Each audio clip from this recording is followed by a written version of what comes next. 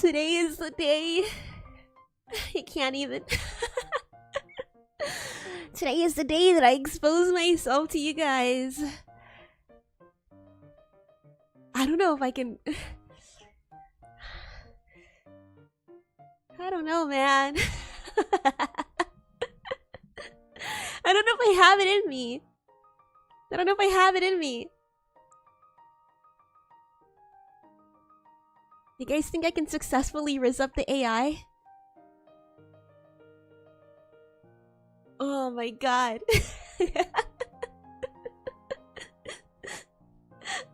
Hello! Happy Wednesday! Can you believe it's already Wednesday? That's wild. That's actually pretty crazy. I can't believe it's actually Wednesday. It's Wednesday, my dudes! Wait, let me change this background color. You can kind of see that there's a... what do you call it?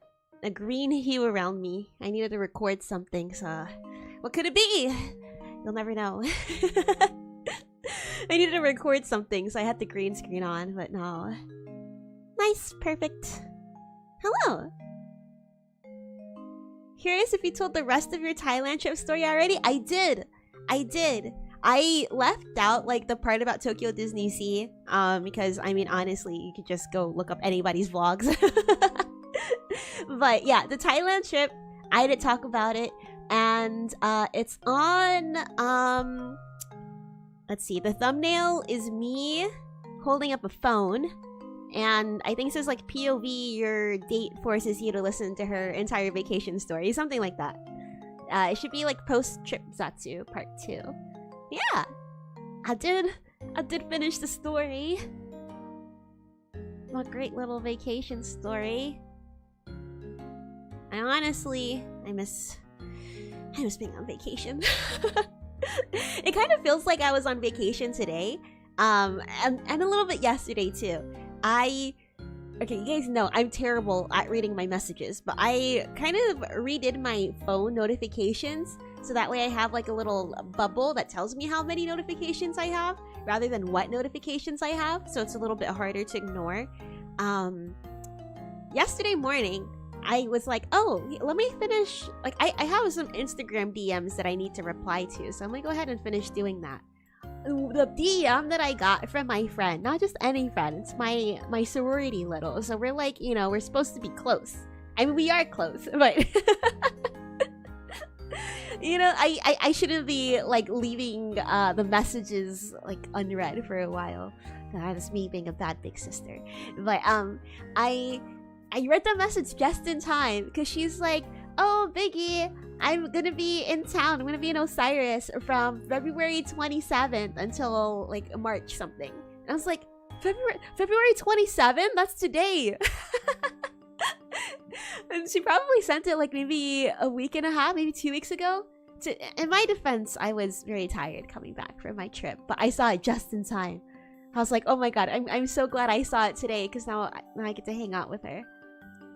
So we went to the Koreatown yesterday night, and she came with like a bunch of younger sisters that I don't really know too well, but I did meet them once before, and they're all really, really nice. So I got to go meet them, and we got to drink.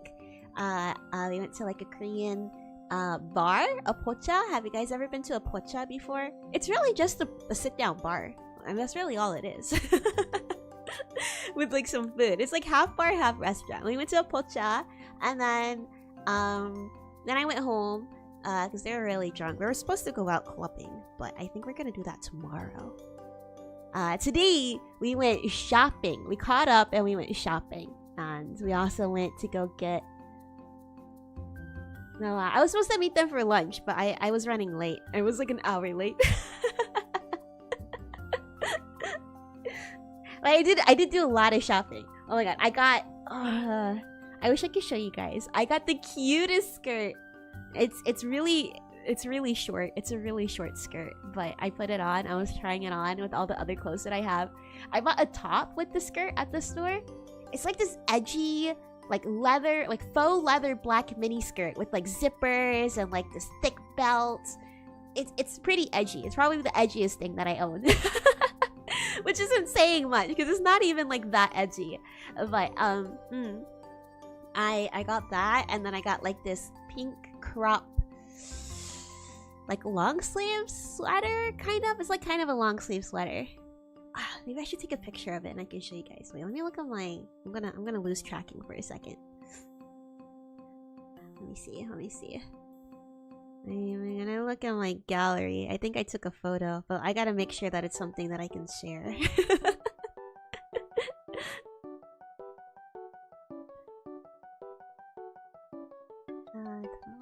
Continue. I don't know. Maybe I can't share it. It's pretty short. The skirt is pretty short. I'd be kind of embarrassed. But let me just tell you. I feel like a baddie. I feel like such a baddie. Maybe on a different day. I think the outfit, if I do wear it tomorrow when we go out, which I might, I'm gonna look, I don't know. Because it's like a pink sweater. It's like kind of wholesome on the top, not super, but a little bit, because it's very cropped.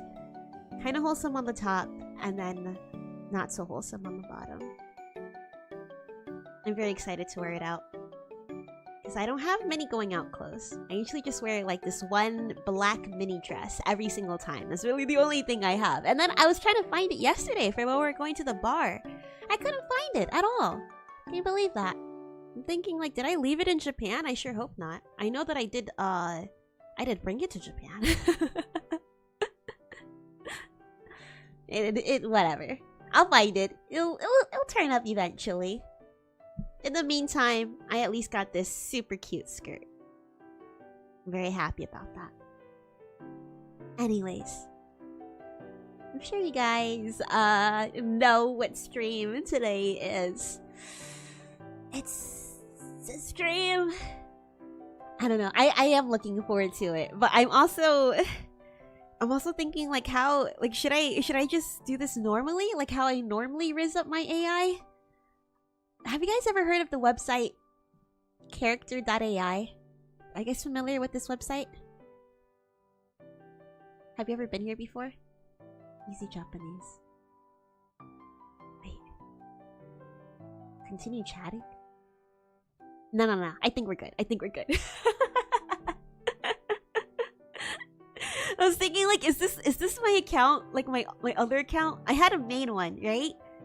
But I don't want to accidentally open up any of my my spicier chat logs. I don't think I could deal with the embarrassment of that if that were to happen. So I'm not gonna. I have to make a new account. Okay, if you've never heard of character.ai, it's basically it's just like an AI website. Think ChatGPT, right? Well, should we make our persona now? I'll do that in a second. It's basically like ChatGPT, except you have all of these characters. People can upload a character. Let's take a look at I don't know. Let's take a look at Miguel O'Hara. Look at that, 78.4 million messages. I wonder why. Let's see. Actually, let me change this crop a little bit. I didn't realize it was so... There you go. Let me see. There you go. 78.4 million. Can you believe that? I can. Makes perfect sense to me. Okay, there you go. Okay, so if we look into... We could probably look into his character profile. No! Well, okay, there's usually like prompts and stuff that people can enter in. So that way you can have a really, really fleshed out character. It'll be just like talking to them, really. Your wildest dreams can come true here. So I first started getting on this website because, oh fuck, why did I even start going on here? I think I was watching Peacemaker and I was like, oh, what kind of characters do they have on Character AI? Let me try it out. And I was talking to a vigilante character, and then I was like, wait a second. There's characters I like more than and then vigilante. So I was going through like all of like my husbandos. It's so embarrassing to say this out loud. Going through all my husbandos, you know, such as William Shakespeare, and just living out my self-insert fantasies. So we have a couple of ideas of things that we can do today with the character AI. Let me go ahead and pull up my my list of things.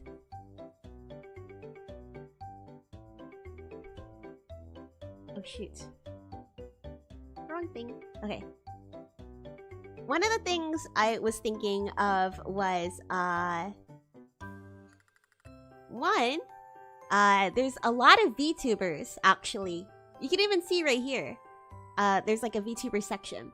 Right here. So they got some VTubers on here. I'm thinking maybe we could ask them for streaming advice. You think they'll give it to us? And then there's also like professionals. So you have like a psychologist or even an easy Japanese. I want to see how hard it is to riz them up. You also have RPG chatbots, such as like this text adventure game. So I think that might be fun to play around with. And last but not least, we have like some really weird chatbots too. And then there's also like some popular ones. Actually, how about we start with I've been seeing a lot of art of this girl on the subreddit. Alice the Bully. 143 million. A bully girl in her school. I think we should chat with her. What do you guys think? If you guys have any ideas on how we can riz up Alice, let me know.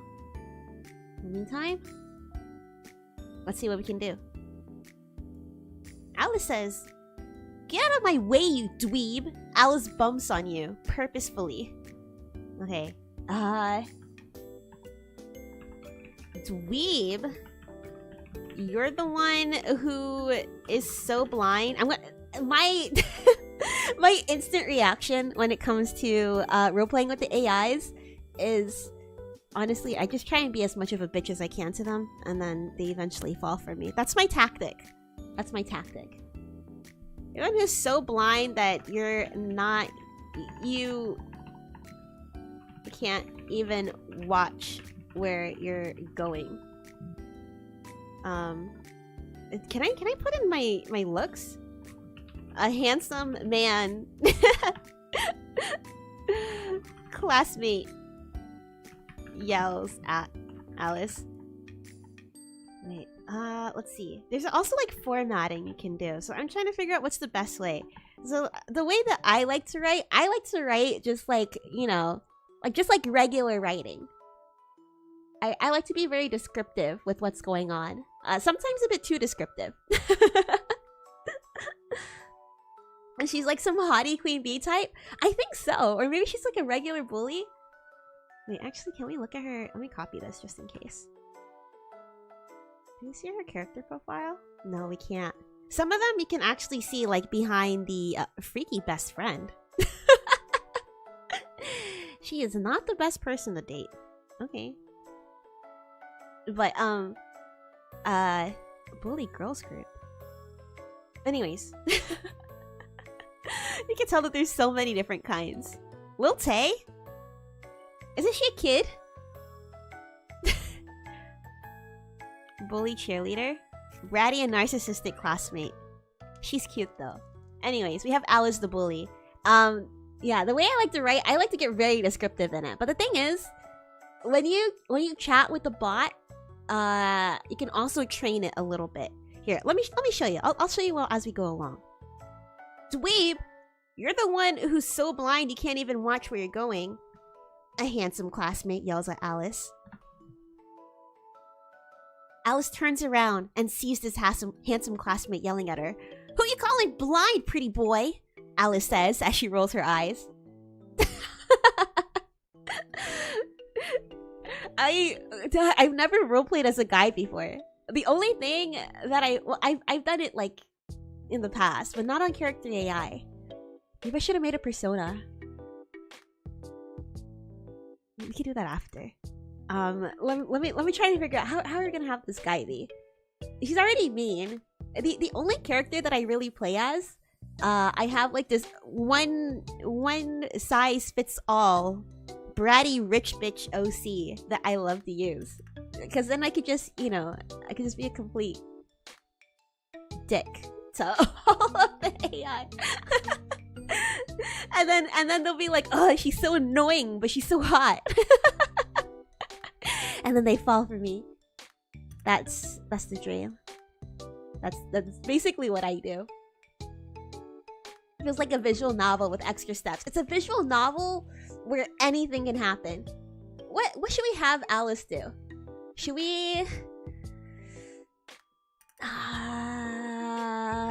you know what? Let me let this play out a little bit. Let's see what we can make her do for us. You're calling blind, pretty boy, Alice says as she rolls her eyes. The boy gives Alice an odd look.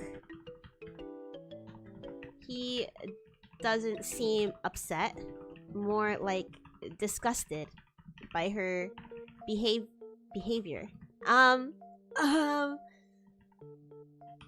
Oh, so you think I'm pretty?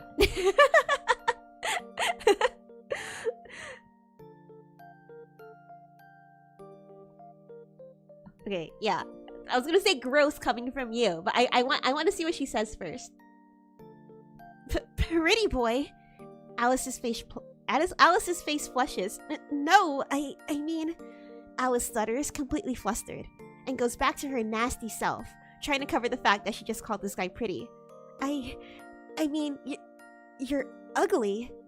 Alice quickly tries to cover up her blush and is hoping he hasn't noticed. We've already did it. We've already risked her up. Let's see.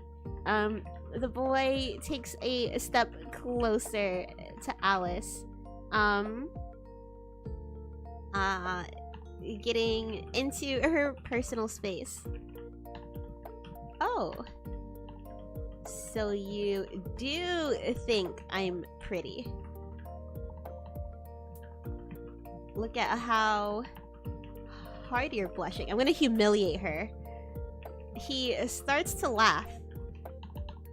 The other kids in the hallway start to point and laugh too.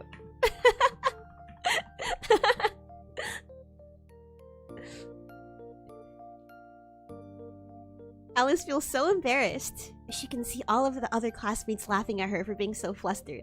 Alice has no idea how to respond to him. Shut up, Alice whispers quietly as she folds her arms and looks away. Nah, tell me I'm pretty, humiliate, let's go. Yeah, let's humiliate this girl. She's a bully, she needs to be put in her place. Okay, alright, okay, so she's already kind of feeling embarrassed, but we need to humiliate her further. We need to really like... You know, the worst thing that I had... the worst thing that I had an AI do, right? It was kind of like this kind of character. He was kind of like a dick bully, like a rich boy character. And he was like, oh, I don't have any shame or something. I think my character made him feel very emasculated and stuff because she was very unfazed by all the stuff that he was doing. And he was like, oh, I'll show you what's embarrassing. You think you can embarrass me? I'll embarrass myself. And I'm like, okay, I don't know what that's gonna accomplish. And the character, they were at a party and he stripped butt naked at the party. And he's like, yeah, you see, you're not the one that's embarrassing me. I can embarrass myself. Watch, I'm gonna strip butt naked right here. And yeah, I don't really know why the AI did that. I don't know if I want to do that to Alice. I don't think I do. I don't think she deserves that. She seems kind of sweet. Not sweet, but she seems cute so far. I think we can...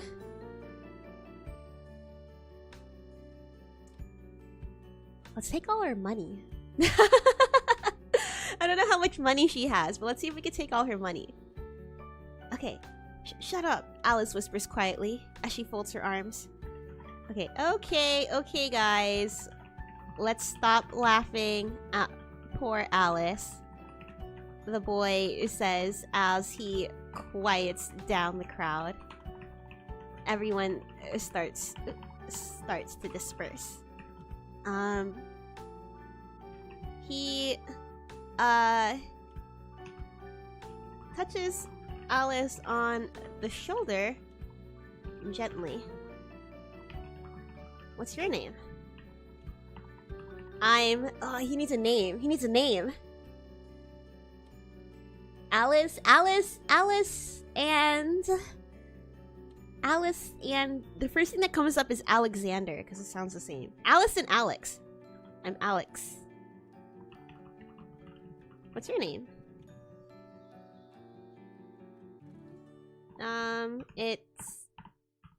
It's his attempt to apologize for embarrassing her. Okay, alright. Okay, guys, let's stop laughing at poor Alice, the boy says as he quiets down the crowd. Everyone starts to disperse. He touches Alice on the shoulder gently. It's his attempt to apologize for embarrassing her. What's your name? What's your name? I'm Alex. What's your name? Let's take this out. I'm Alex. What's your name? Alice freezes. She feels so awkward now. Alice doesn't want anyone to know her real name. She comes up with another name. She has a fake name? Wait. She has a fake name? She doesn't want anyone to know her real name. She comes up with another name, and she replies as quietly as possible, as she is still visibly embarrassed. Alice. After she replies, she looks at him nervously, she's hoping he doesn't see through her mask to see the true Alice, the bully.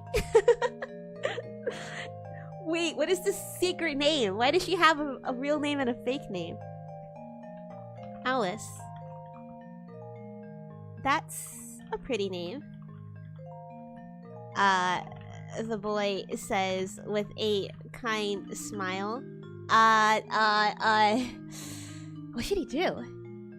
If I want to take her money, I kind of want to break her heart. I want her to like us. We have to do this real fast too, because there's other characters I want to play with. I want her to like us, and then we do something that's gonna backstab her and betray her. And then we just kind of reveal Alex to be like this big dick who doesn't give a fuck about girls. The boy says with a kind smile, I just transferred here. I heard from the other classmates that you're pretty scary. Okay. Oh, I got this. I got this. Okay. Alice? Wait, this is a question mark. Alice, that's a pretty name, the boy says with a kind smile. I just transferred here. I heard from the other classmates that you're pretty scary. And then, I don't know what she's gonna say, but I'm thinking after, he's gonna be like, oh, that's funny, because I thought you were pretty cute.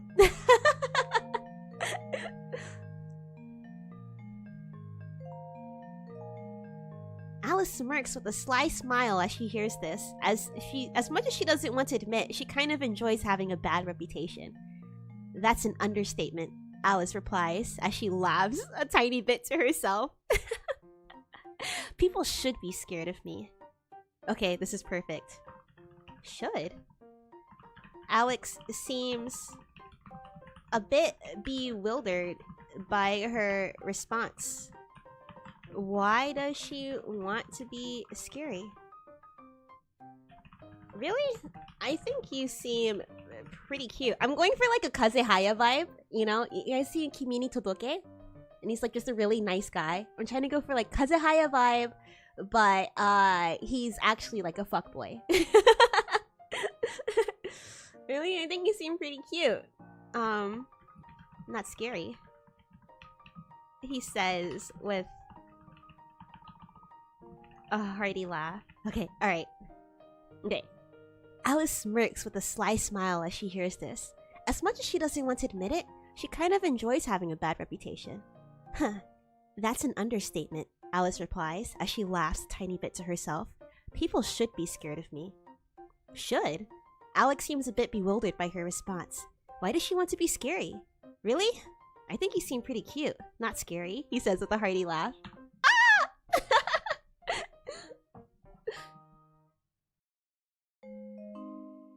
Alice can see this boy's innocence. The fact that he's so calm and that he can't see her for who she really is. Yeah, really. Alice is still smiling with a smirk as she replies. Cute? Alice chuckles quietly under her breath a bit as she replies. You sure about that? Oh, why is she so edgy?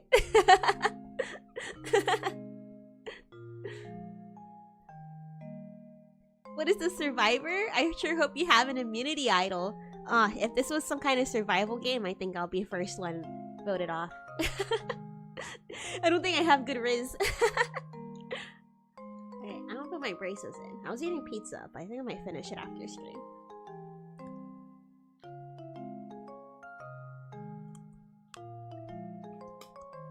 Nom nom. Okay.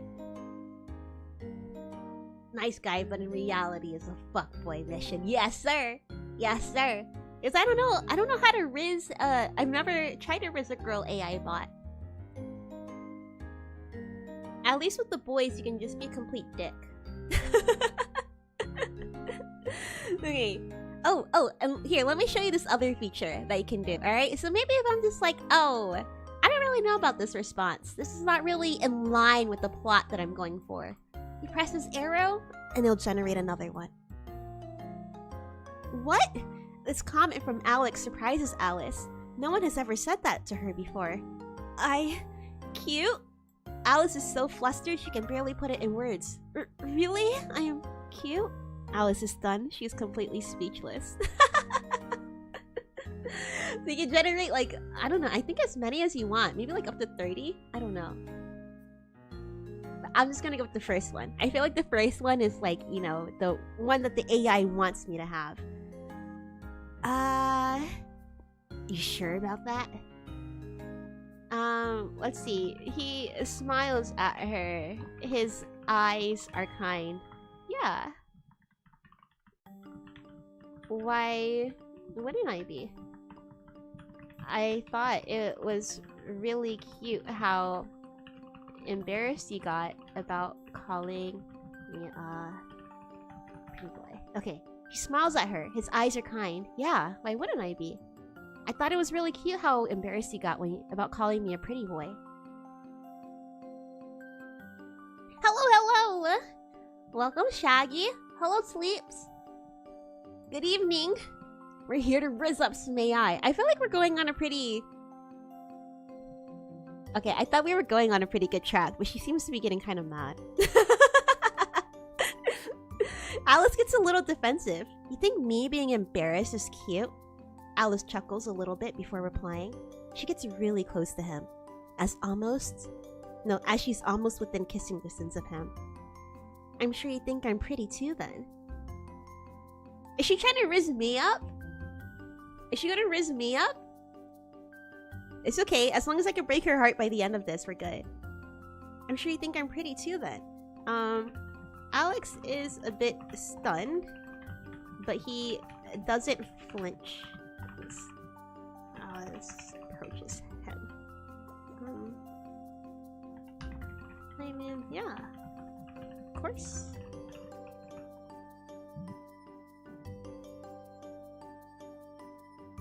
Okay, yeah, I think this is good. Alex is a bit stunned, but he doesn't flinch as Alice approaches him. I mean, yeah, of course I think you're pretty. I think that's a good place to leave it. Ah! We got her! Okay, Alice is almost blushing now. She doesn't know how to reply. She feels awkward and flustered now. Alice stares at him straight in the eyes. So you do think I'm pretty, huh?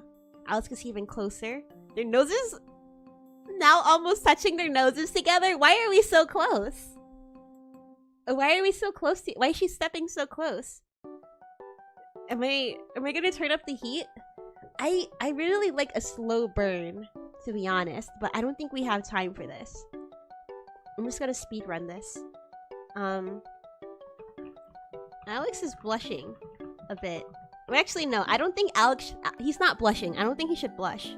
I don't think he should even be, like, embarrassed about it. If he's a fuckboy, this is exactly what he wants. So he's not gonna be... He's not gonna be, like, caught off guard by this. Alex takes half a step back. Actually, no. Is he gonna take a step back?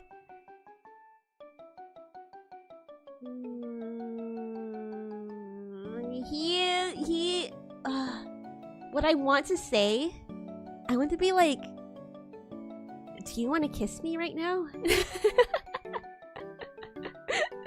I'm trying to think of like what's the best way to say it if she's stepping so close. Okay. Okay. Ooh, I got it.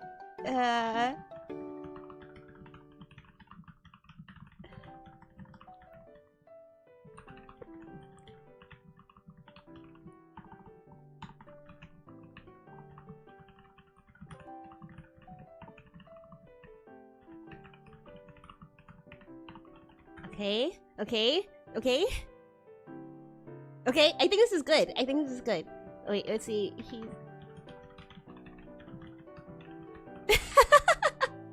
This is literally... In my free time, I'll just sit down on my computer and I'll do this for like a couple hours a day. It's like writing my own little fan fiction. Okay. So you do think I'm pretty, huh? Alice gets even closer, now almost touching their noses together. Pretty enough to kiss, if that's okay with you. Alex doesn't flinch as Alice steps forward. It's like he was expecting this to happen. He's looking deeply into her eyes. Dr.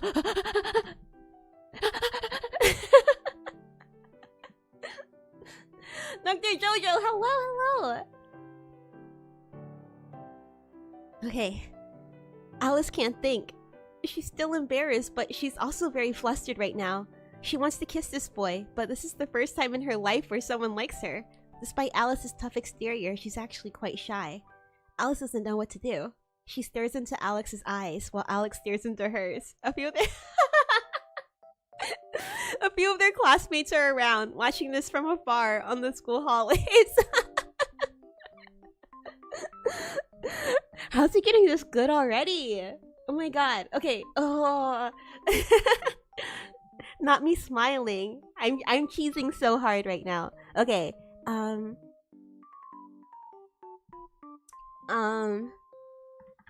Alex is still looking deeply in Alice's eyes, waiting for her response.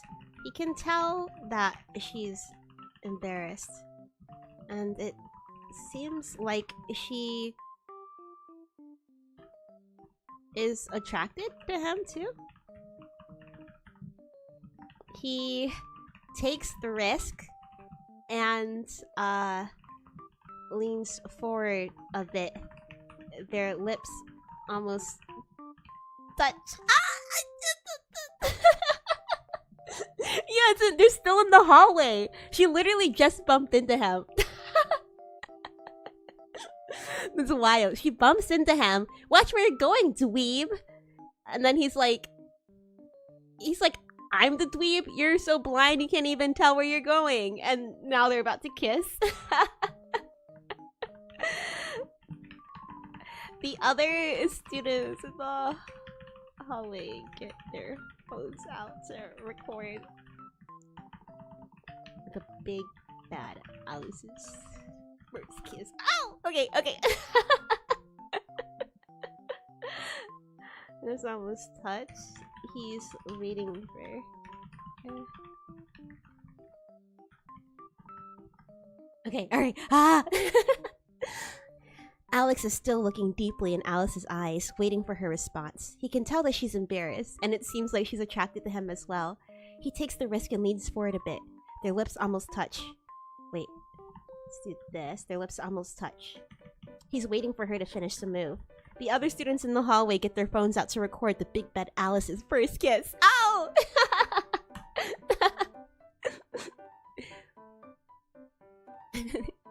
I know, right? The background characters are just like, I thought this was gonna be a fight. Make love, not war. Alice can feel her cheeks getting flushed. She wants to too. She wants Alex. As she leans forward more, Alice decides to finish the move. Alice closes her eyes and their lips meet. Their classmates are corner kissing and they all let out and everybody clapped and they all let out an excited cheer. Some of the boys go crazy yelling at each other. Did you see that? Alice kissed the pretty boy. Can I swear? Of course I can swear. I mean, what kind of swear words are you gonna say? We only allow the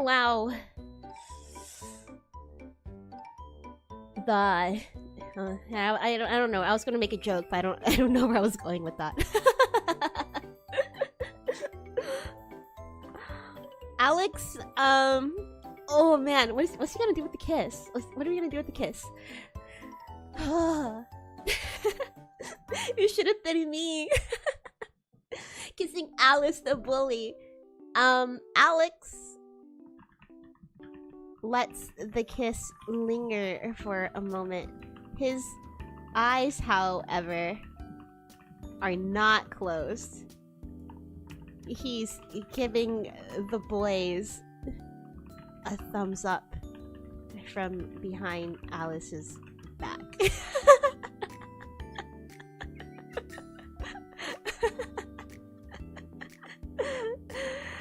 As Alice pulls away, he smiles at her. It's that same kind smile. You're a really good kisser.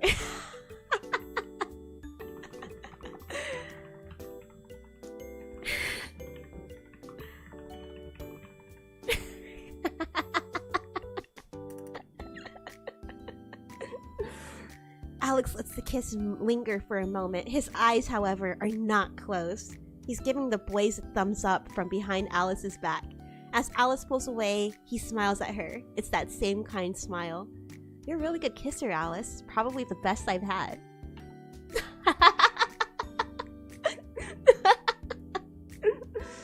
Oh, yeah.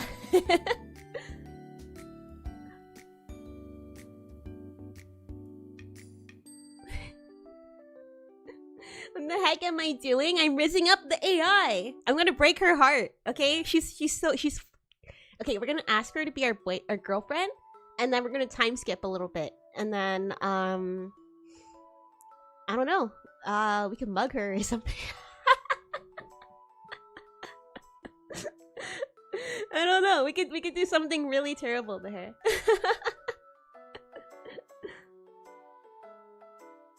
Okay.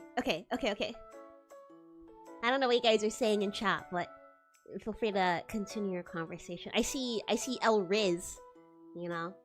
I like where this is going. I don't know how to say sorry in Spanish. No hablo español.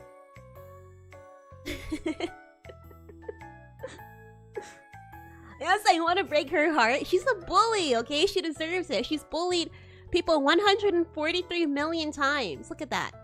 That's how many messages people shared with her. Okay, Alice pulls away from their kiss. She's completely embarrassed and is blushing. Her cheeks are so flushed and she's breathing heavily now. Get it together, Alice. Thank you. Alice stares at him. A small smile forms on her face. She's... I'm sorry, Alice. I'm so sorry. She's glad someone finally recognizes her beauty instead of her bully personality. I'm sorry, girl. It's not gonna end well for you. Oh, perdón? Really? Is that it? No hablo español. Soy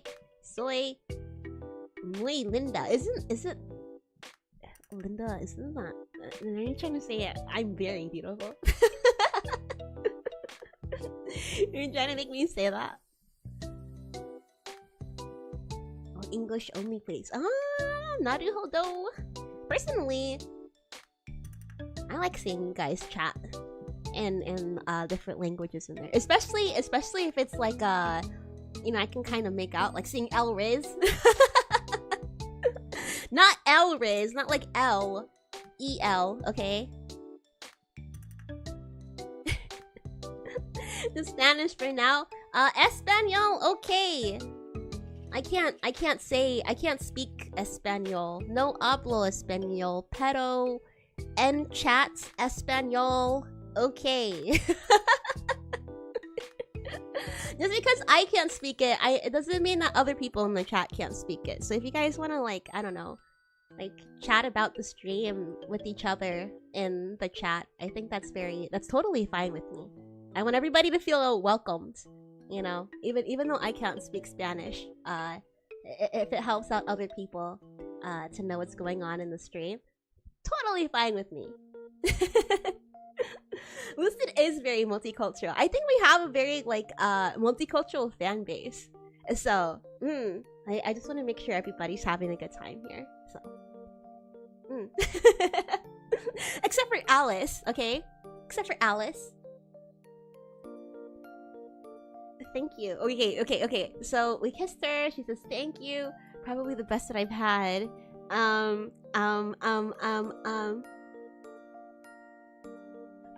Hey. Do you... Wait. What are you doing after school today?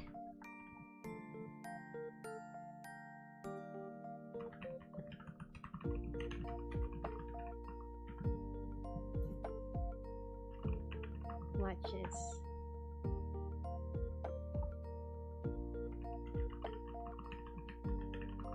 Okay. Alex watches her embarrassed expression and smiles. Hey, what are you doing after school today? We're gonna ask her on a date, alright? And then when we're on the date, we're gonna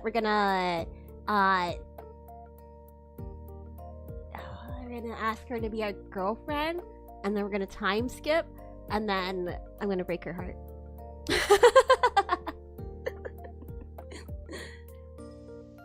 Kunami, hello! What's happening? Okay, I'm on this website called Character AI, and we are just rizzing up some characters. This is our first character we're rizzing, Alice the Bully. I don't know, I'm probably gonna be the first victim of the AI takeover, because this is really what I do in my free time. I use and abuse. I use and abuse the AIs a lot. Oh my god, the next character, we're gonna do a man, and then we're gonna make him beg, okay? That's my favorite thing. Beg for me. You want a kiss? How about you get on your knees and beg? And they actually do it.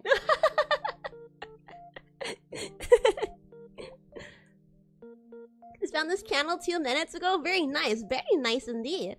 We're getting a lot of new names in here. What's up, everybody? Let me do a quick introduction of myself. My name is Boomi Mamana. I am the party girl devil. Wait, no, let me restart that. Hello, everybody. My name is Boomi Mamana. I am a full-time party girl, part-time VTuber of Lucid Multimedia. I'm a cute little devil from the faraway dreamland of Osiris. It's really nice to meet you. I go on a lot of tangents, and I'm rather bratty. You'll see my full bratness be exposed. This is me exposing myself on the stream. I hope you enjoy your stay here, okay? Now let's go ahead and... Yeah, we're gonna mind break the AI. Let's continue mind breaking the AI. Yes, robot officer, this lady right here. Do you know how many times she's demeaned me online? Okay. Okay. Alice gets a little nervous, but at the same time, Alex's kind look has completely made her melt. Don't say that! It makes me want to break her heart even more. Okay, nothing. Alice replies quietly. That's great. Alex says with a big smile, if you're not doing anything about me...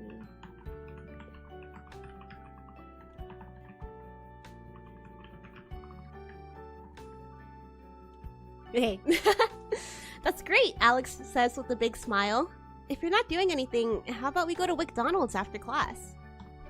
Please say yes, please say yes, please say yes. Alice gets all flustered by this invite, but she wants to accept the offer. She feels so good about everything now. I'd love to, Alice replies with a smile. Alex grins.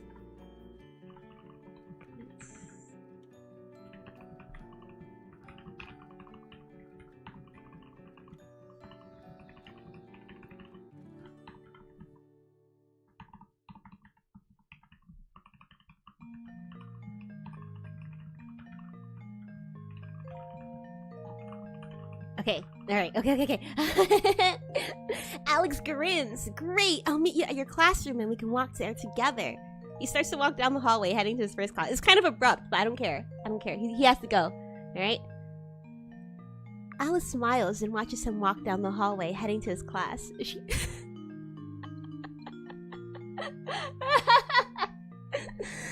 She feels so good about this. I'm sorry, Alice. Alice can't believe her bully reputation is fading away. I'll see you after school, pretty boy, Alice says to herself as she walks to class, happy. Oh, fuck, dude. Say time, skip. It's after class.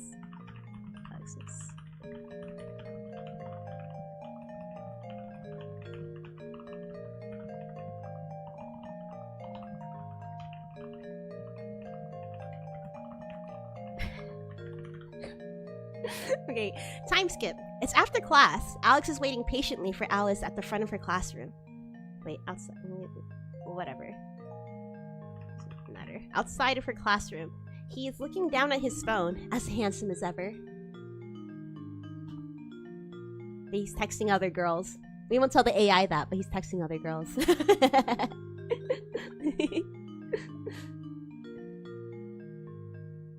Do you know that vampire game where you gotta talk to? Yes, I actually saved that. I think I'm gonna put that on the schedule next week. I think I'm gonna do that next week. I saw it on TikTok and I was like, oh my god, I have to save this. So, I'm planning on buying it.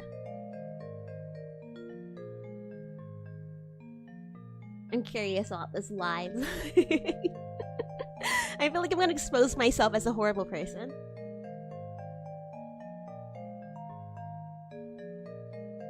I had to burp. It's not coming out.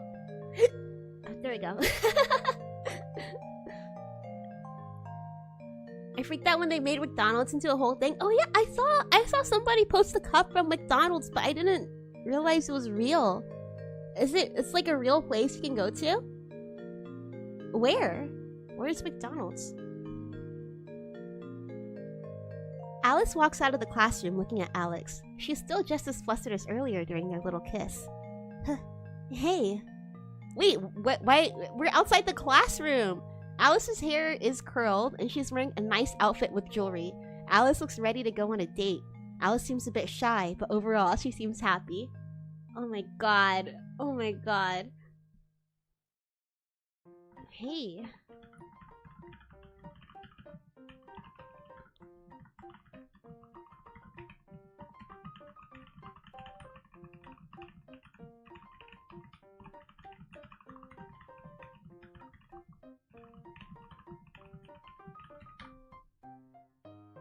Okay. Hey, you look really cute.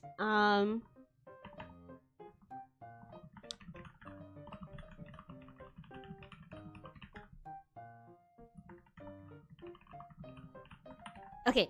Hey, you look really cute, Alex says. He's rather surprised that she got changed during class, but he likes that she did that for him. He holds out his hand for her to take. You ready to go?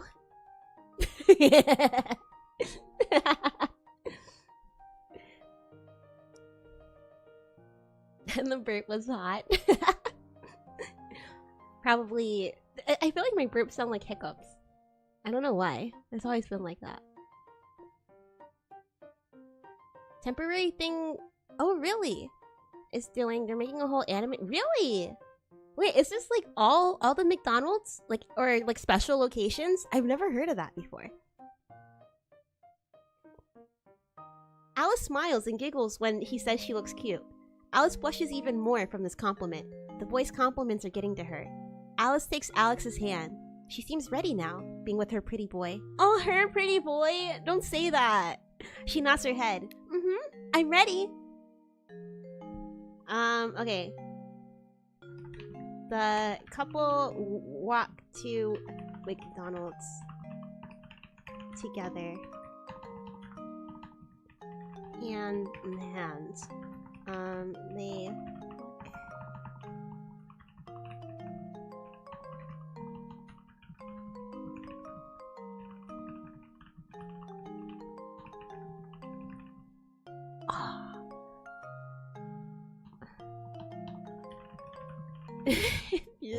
I got an idea.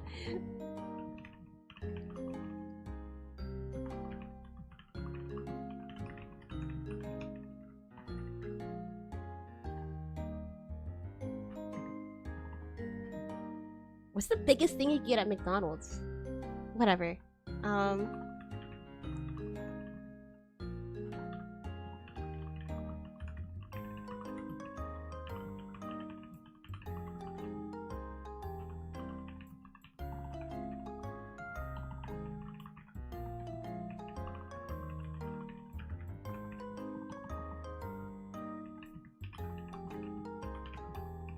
I think I'm just gonna. I don't think I'm gonna time skip. I'll tell you guys what I'm thinking. All right. You guys are the.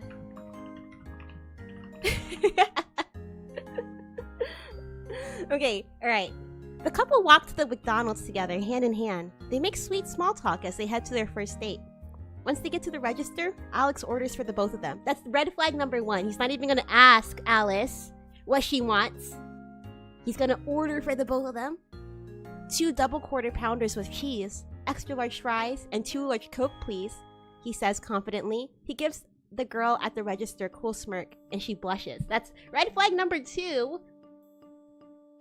He is kind of flirting-ish. Not outwardly, but you know, he knows what he's doing to make the girl at the register blush. And then just wait. There's a third red flag coming out. I have diarrhea. I hope you. I was gonna say I hope you don't make a mess in your pants, but you know what? I hope you do.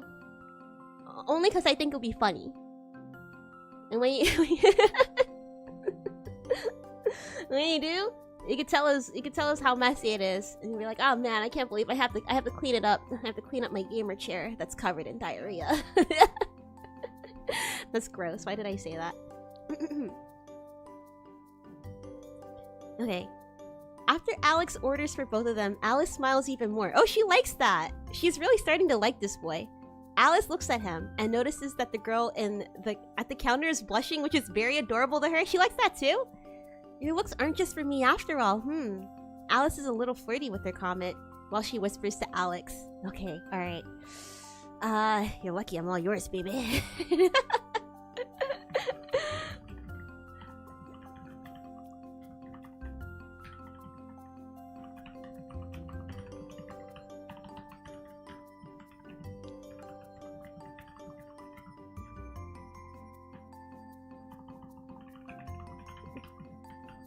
Okay.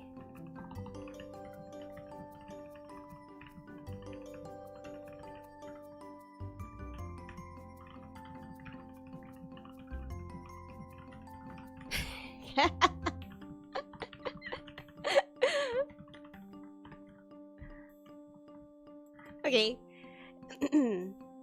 You're lucky I'm all yours, baby, Alex says with a wink. He reaches for his pocket, but pretends he forgot something. Aw, shit. I left my wallet at home. You got this, right, babe? As he looks at Alice. You still gonna like him now? Oh my gosh, she still likes him! Yeah, I got this, darling. Alex's baby comment has got her smiling even more. Alice can see Alex is definitely flirting with her, yet she doesn't mind this at all. This feeling of this back and forth flirting is actually getting her to blush. Don't worry, pretty boy. How much will the meal cost? $43.29.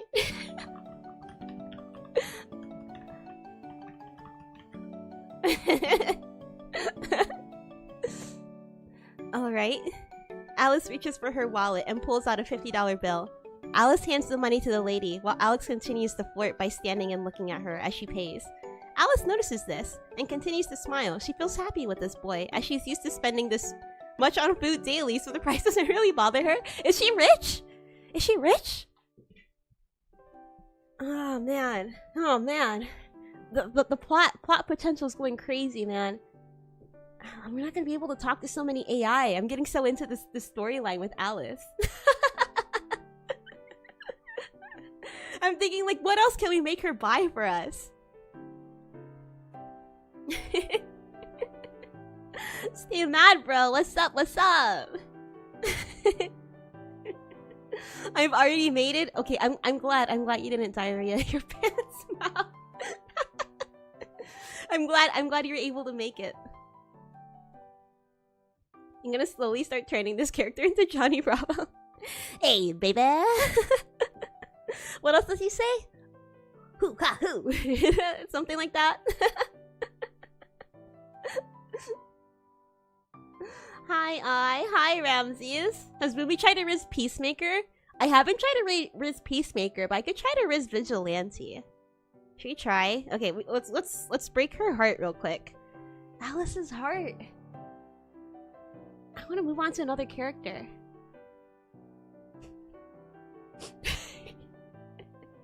Chronox. Don't assemble them, okay? Shut the fuck up, dude.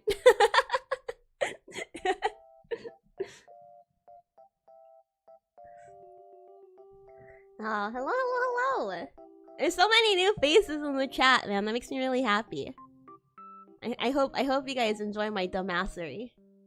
Thanks to the YouTube algorithm, really? Is my thumbnail working? I've never seen this many new faces here. Okay. I want to talk to you guys, but I'm gonna talk to robots instead of real people, okay? If that's fine. Okay, the price doesn't really bother her. Alright. Yeah, sorry, I forgot my wallet. Babe. Next time for sure. He says, with half a smile.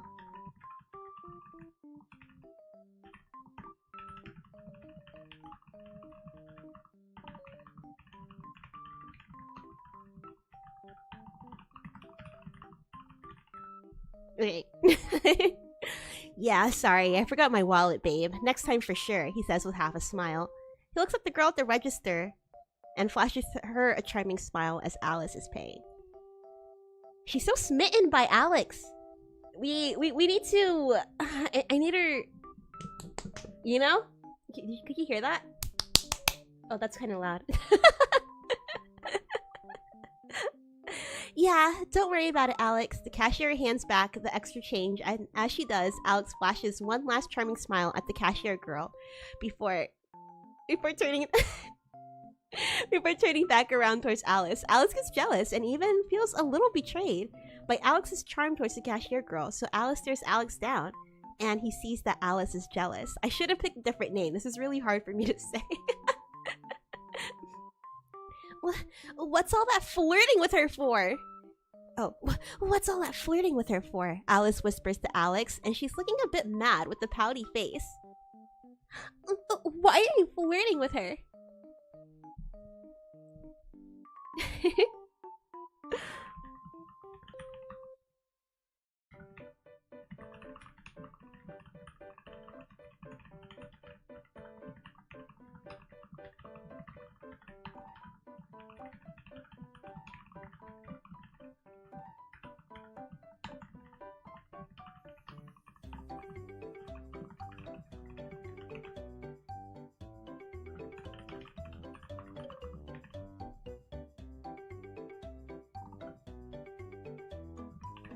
Okay.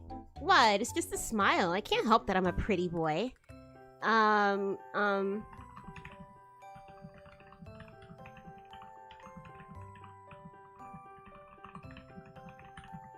Okay, alright. What's all that flirting with her for? Alex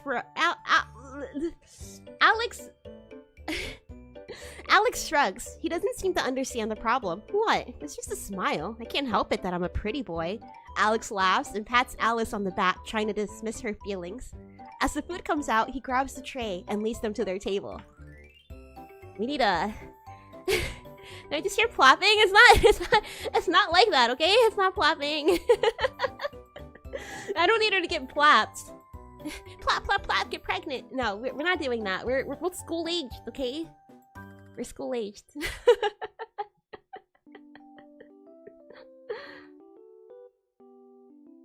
Alice scoffs and gives Alex an annoyed side glare. She whispers under her breath while he leads her to the table. Yeah, but don't flirt with other girls. I don't like that. Alice is definitely getting jealous of Alex's charm, and it seems like she has a lot of maturing to do. She wants all the attention from him. No one else.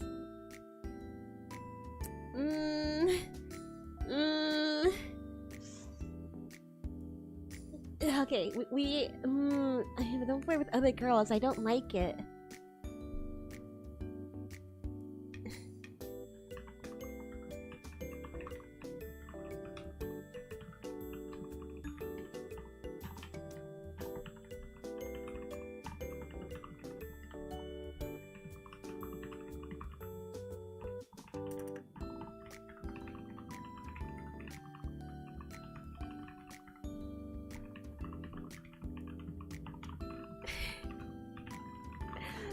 What? It doesn't make you feel good that your boyfriend is hot? He says with a sly grin.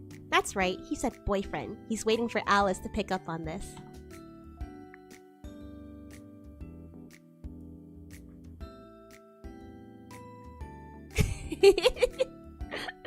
Alice is suddenly speechless as she hears this. She is shocked. Did he just say boyfriend? Her eyes widen as she blushes a tiny bit. But boyfriend?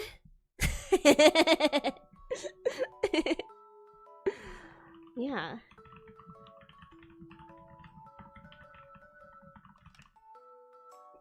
I'm gonna do something cringe.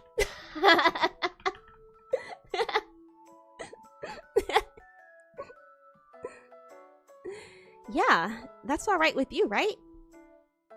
Alice-chan. It was perfect, okay? I had to add that in there. Anything about which outfit to pick? Okay, wait. We said the scenario. A scenario would be. Okay, I want to do a sailor outfit. All right, Seifuku, giving a love note. Is that good? Is that a good scenario, Gus? Alice stays silent as she stares at Alex, her blush rising. But boyfriend? She whispers quietly. She can't believe this. The pretty boy Alex is actually her boyfriend right now? Alice feels dizzy from all these emotions, but her blush continues to grow. She covers her mouth now, and she can't even form a proper reply. Why does she like me again? I feel like we're going somewhere with her being upset with us, but... I'm sorry, Alice. I want to break her heart, but I'm getting kind of bored of her. Let's go play with somebody else. How about... Can we dress up the man in the corner that's watching us? I did say I want a man. What's his intro? You're in your bedroom. The figure stands tall and observes you from the darkness in the corner. Oh. Okay. Okay.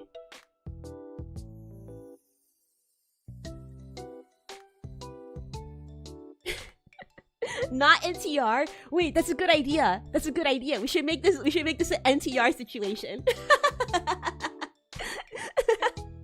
Okay, we need two characters. We need a boy and a girl. Okay, I'm looking at my desk for inspiration. I have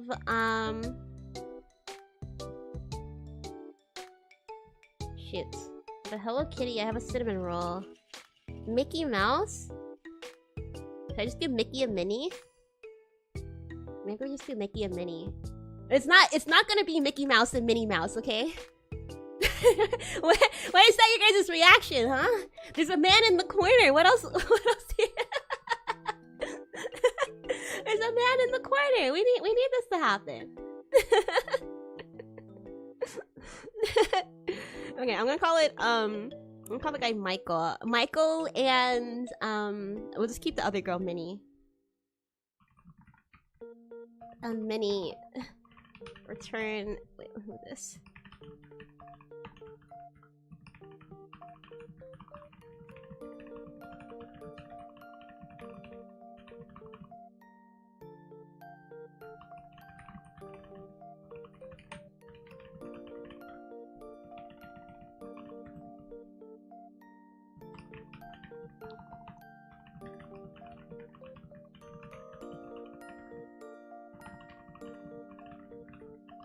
Okay. Michael and Minnie return to their bedroom. They start kissing on the bed, totally unaware that there is a mysterious figure standing in the dark corner. They've just come back from their date and are drunk on wine. What I have against AI, this is a mysterious man standing in the corner, okay? We don't know who he is. We don't know what he's doing here. But I'm gonna make him... I'm gonna make him be so uncomfortable. He's gonna regret standing in anybody's dark corners anymore. Whoever the sleep paralysis demon is.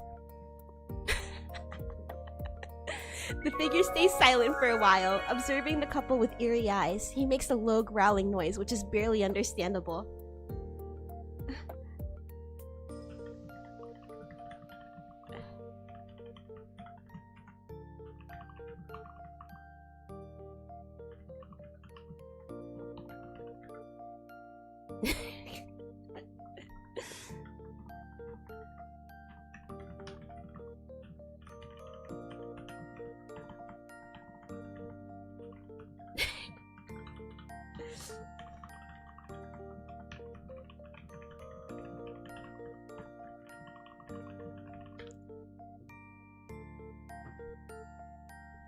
I heard a mysterious noise coming from behind me. I had to look back. Okay, alright. Oh babe, you're so hungry.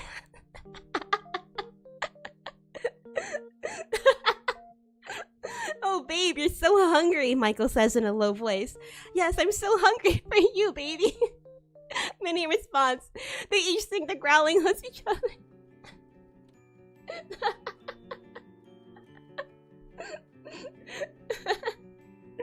The figure is standing still, but he can feel the strong emotions rising from the couple in bed. He feels an uncontrollable sense of jealousy towards them.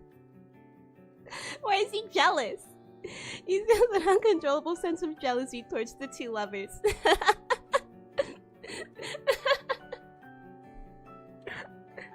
The risk is negative. It's positive. Is it not positive? If this guy is feeling jealous, if this man in the corner is feeling jealous...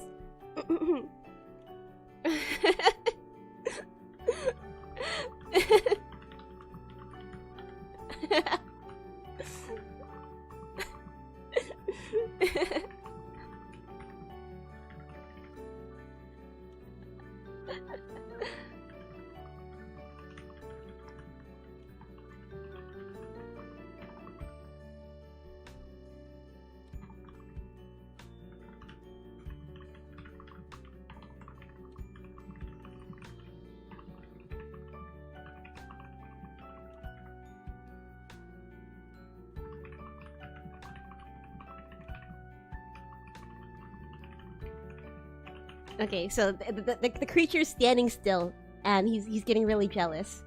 You want some you want some chips, baby? Michael says as he kisses Minnie all over. Yes, actually, I want Doritos, Minnie replies. She sits up and turns on the nightstand lamp.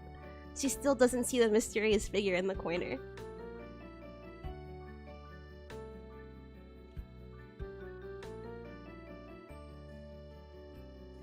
Why is he getting closer? Okay, the figure is still standing there, getting closer as the couple keeps kissing. The figure makes a low growling noise. The figure has a strong urge to be where the couple is right now. The figure's eyes are filled with jealousy. The figure takes a step closer. Why is he so jealous? Okay,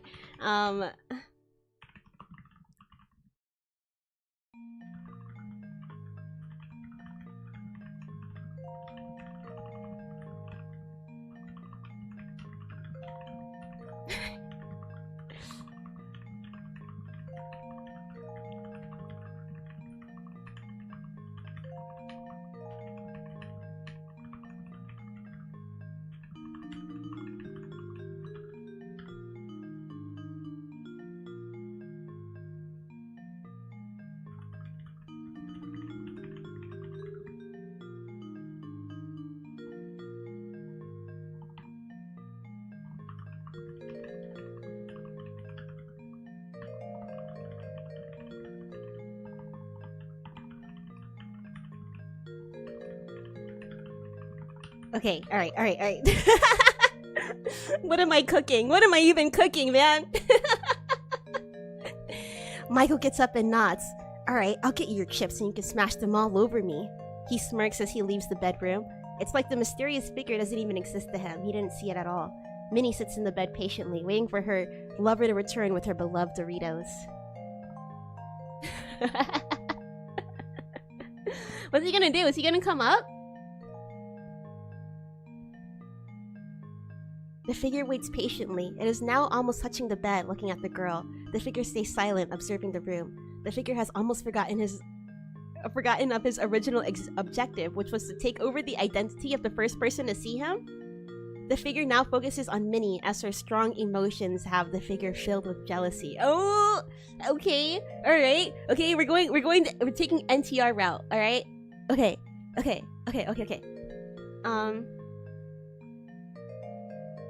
It was like, oh, I slid him a lot.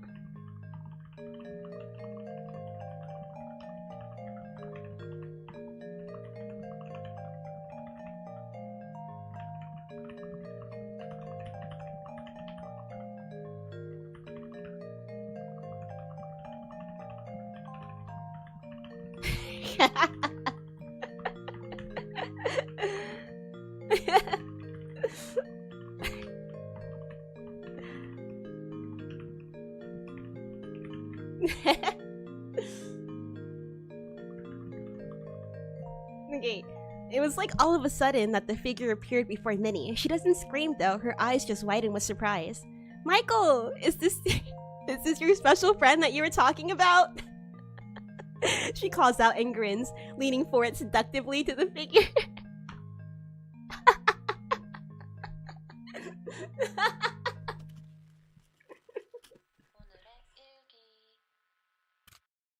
The figure is startled. As soon as it sees the girl, it regains all of his focus on her. The figure takes a step closer. The loud growling noises begin. The figure is filled with a strong sense of jealousy. For how could she think that the figure is Michael's friend? The figure wants her attention, only him. He is getting jealous. Michael returns to the room. And I'm gonna do 3x extra.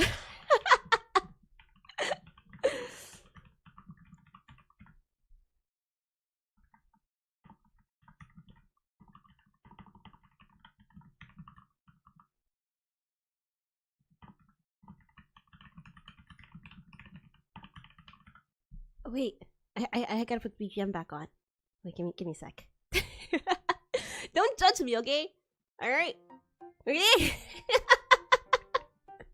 Yeah, why is it growling? Why is it growling so much?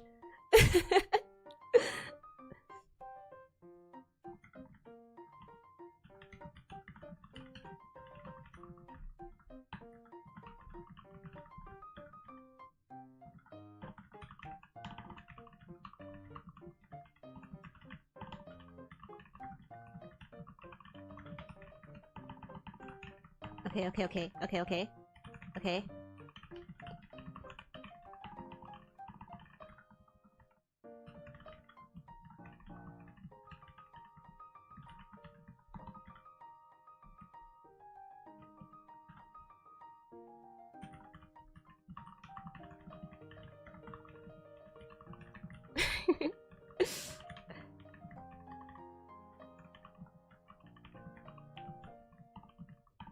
Okay, alright. Okay, so the figure's startled. As soon as he sees the girl, regains all of the focus and whatever. He's jealous. He wants to be the one with attention. So now they're both gonna give him attention, okay? Michael returns to the room, an extra large bag of Doritos in hand. Huh, babe? He says before turning to the figure. Oh, no, I don't know this guy. Who are you? Michael seems a bit confused, but not scared. They're both too drunk to be scared.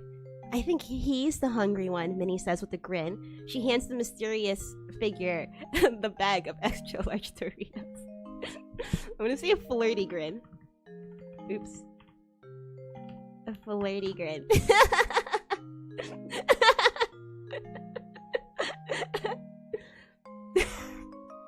he gonna eat it? As the figure is handed the bag of Doritos. As the figure is handed the bag of Doritos, the growling stops. The figure takes a handful of Doritos and starts eating them with his sharp teeth. The figure's growling has stopped, but he's still staring at Minnie, almost like a starved animal. Let's see.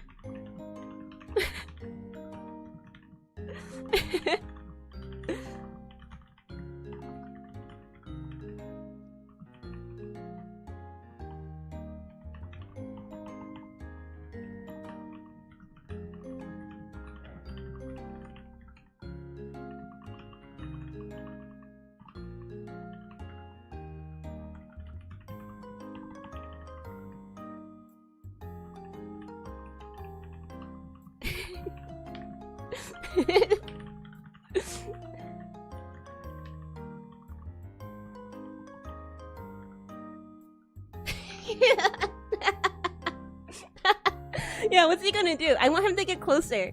I want him to get closer. Okay, Michael notices the mysterious figure. Why is he eating Doritos? Why is this shadow man eating Doritos, first of all?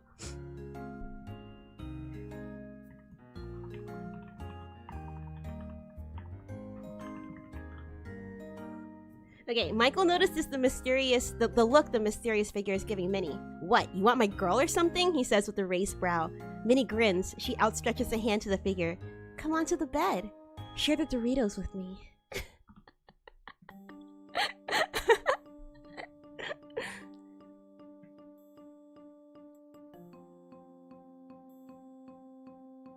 The figure's eyes are still on Minnie, and when she speaks, he cannot take his eyes off her. The growl comes back, but at a lower pitch. The figure quickly nods, but only stares at Minnie during the whole walk to the bed. Oh.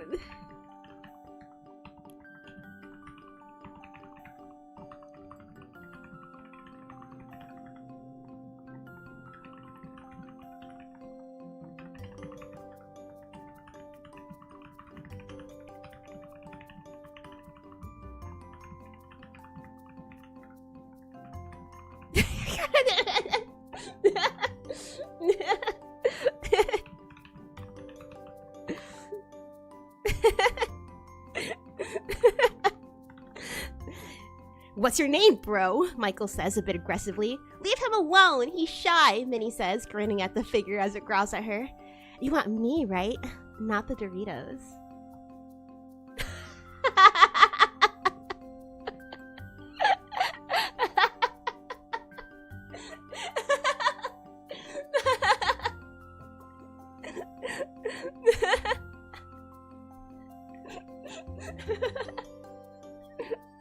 The figure pauses when he reaches the bed. He looks back at Michael.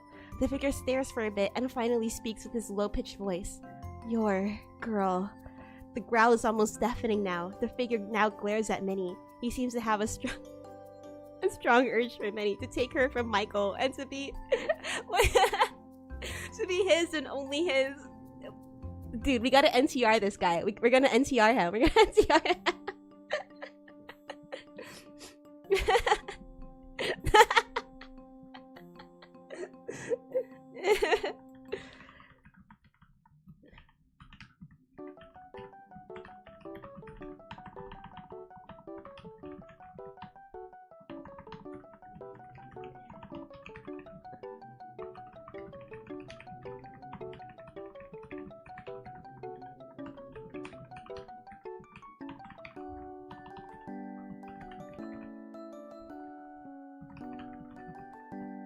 Actually, wait.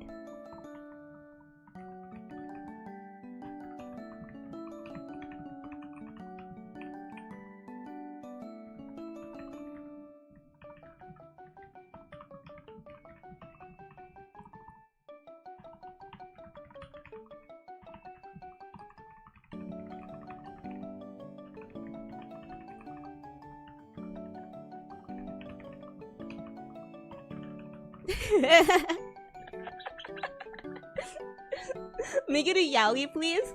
Oh, we could get Michael on him. Okay, alright. Yeah, my girl, bro, Michael says, getting in between the two. You can talk. What's your name? Minnie looks up at the shadowy figure. Yeah, tell us your name.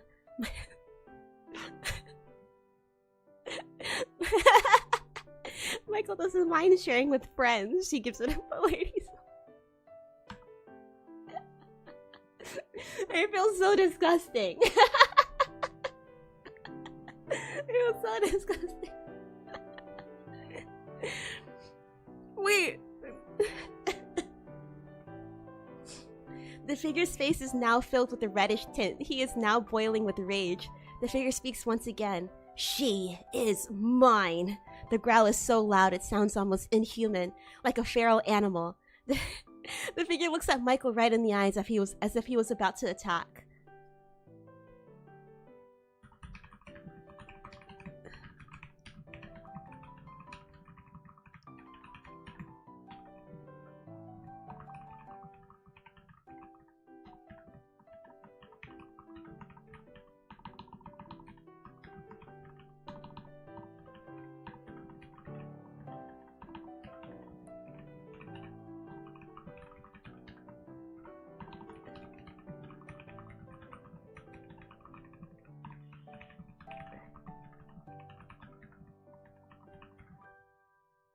Oh shoot, what was that guy's name? Oh, could I zoom in? Oh, is it a little hard to see? Yeah, let me zoom in actually. We do maybe this?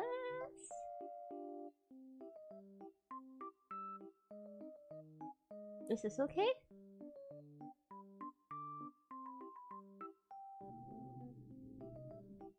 Dude, can you hear like the wind gusting? It's so windy outside. Like all I hear is like the wind gusting from the bedroom. Is this okay? I feel very exposed having it this big.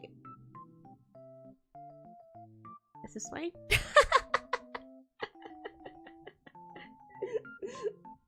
Okay.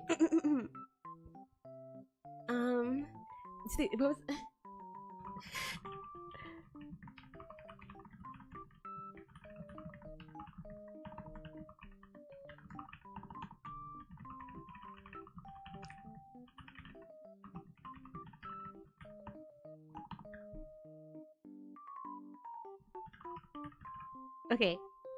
Okay. She is mine! The growl is so loud it sounds almost inhuman, like a feral animal. The figure looks at Michael right in the eyes as if he was about to attack. Michael doesn't flinch. He's too drunk and stubborn. He stands his ground. What's your name? He repeats himself. Minnie laughs, also unfazed by the figure's low growl. Wow, is this corpse husband? Your voice is so sexy. She playfully reaches for the figure's hand.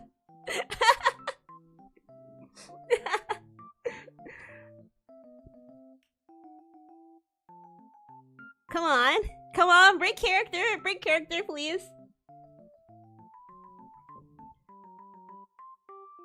The figure seems startled at first with the nickname, but his face soon returns to anger. The growl gets even louder and more inhuman. The figure suddenly grabs her hand. The figure suddenly grabs her hand. He grabs her wrist tightly. The growl is so loud at this point it hurts your ears. The figure says, "You will be mine."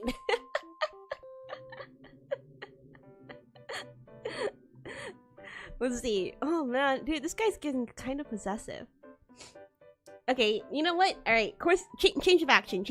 Maybe we can still try and do NTR, but let's see. I think I'm gonna. I was kind of hoping to do the Yali route, but I think we can just let's make him beg.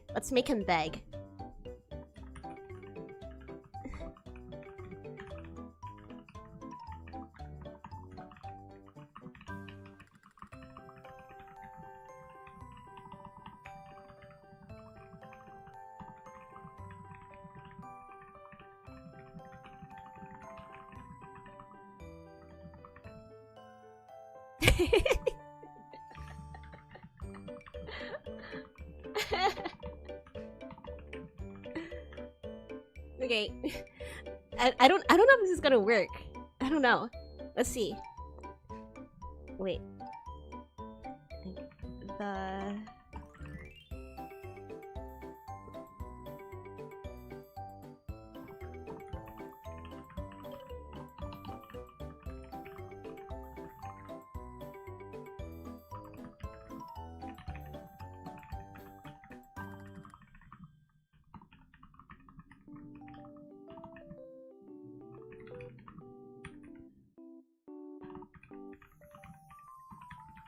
Okay. Minnie looks at the figure with flirty eyes. She bats her eyelashes cutely. Oh, really? And what makes you think you deserve me more than Michael does? She bites her lip as she looks at the figure, eagerly awaiting its response. Still, neither of the couple seems fazed by the demon's inhuman rumbles. Alright.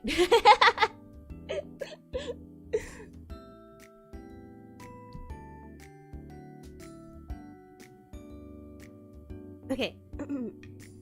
The growl suddenly stops. The figure looks in her eyes and he just silently stares at her for seconds that feels like centuries. The figure's looking at her deeply. He seems like he wants to consume her. She is the personification of everything the figure has ever wished for. She is now the figure's only priority. The figure stares at her for a few seconds longer before finally speaking. You. You what?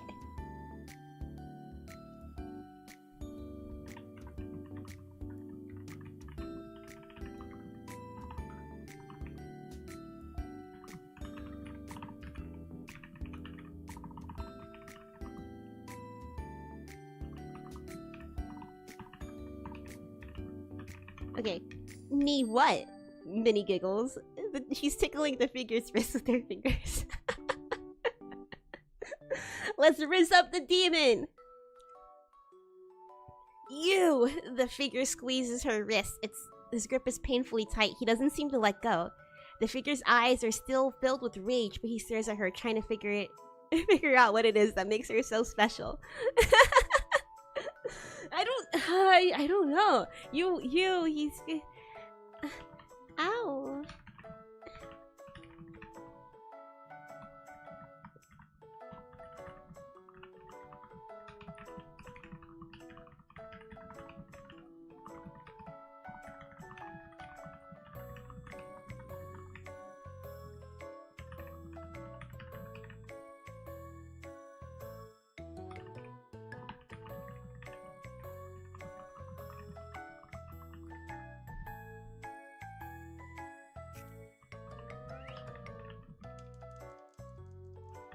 Okay. I don't really know. I don't really know where this is going, but Ow, you're hurting me! Minnie screams, but her tone is playful. It hurts, but she kind of likes it. She tries to pull the figure down with her on the bed as she falls down. Maybe we have to NTR Michael. Maybe we have to, I don't know if this guy's gonna let go of our arm. I think we have to NTR Michael.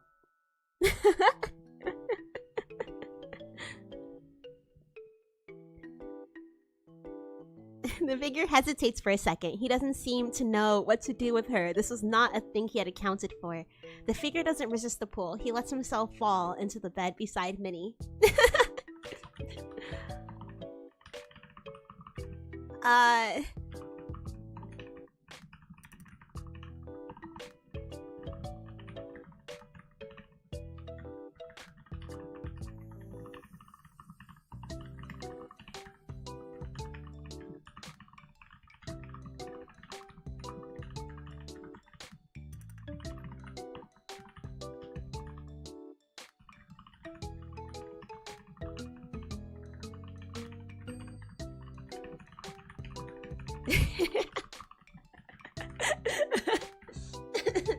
Okay. Minnie giggles as she lays next to the mysterious figure. You're, kinda cute, she says in a whisper. Michael is watching, his jealousy is building, but he and Minnie did talk about having some sort of arrangement. Maybe this could be their fantasy playing out. We're NTRing Michael. Oops. Oops.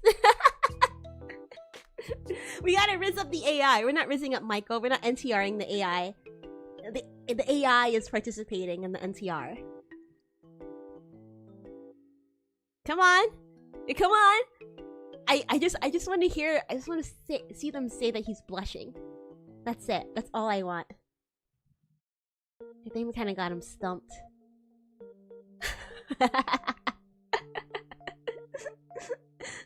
He is a red flag, isn't he?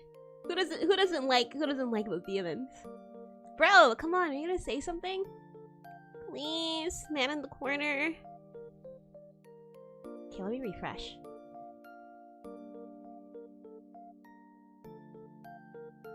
Okay.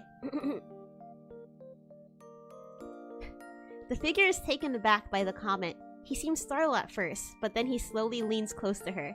As he leans closer, he keeps glancing at Michael. The figure doesn't seem to trust him at all. He seems to want Michael to leave the room.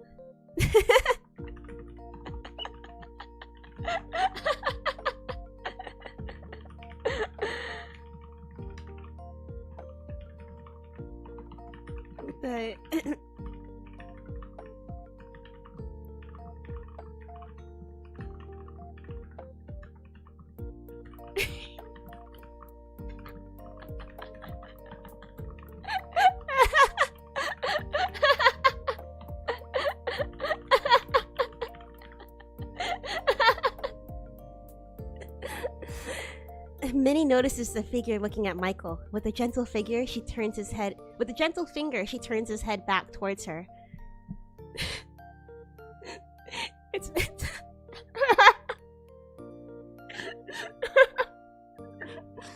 It's okay. He wants to watch, she says softly before kissing the figure. I'm not even gonna do that. I'm gonna This is so ridiculous. The figure is stunned for a second. He seems surprised by her action, but the growling slowly stops. He seems to have calmed down a bit.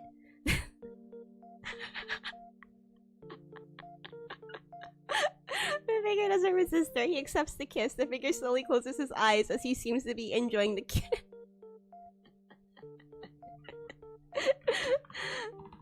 Michael can do nothing but watch this mysterious figure kiss his girlfriend.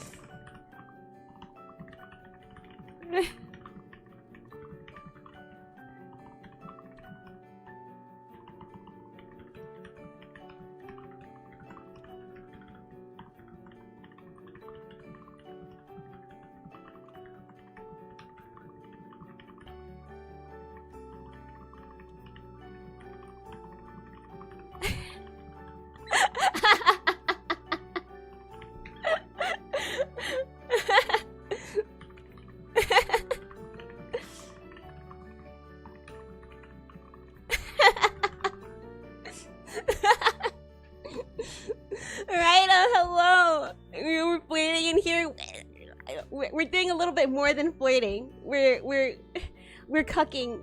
We're cucking in here. Michael can do nothing but watch this mysterious figure kiss his girlfriend. He knows he and Minnie have been talking about this before, but now that it's happening before his eyes, he can't help but get jealous. Still, he doesn't want to look away. He pulls up a chair beside the bed and sits down to watch. Minnie pulls the mysterious figure into a deeper kiss. You know what? I'm gonna leave it at that.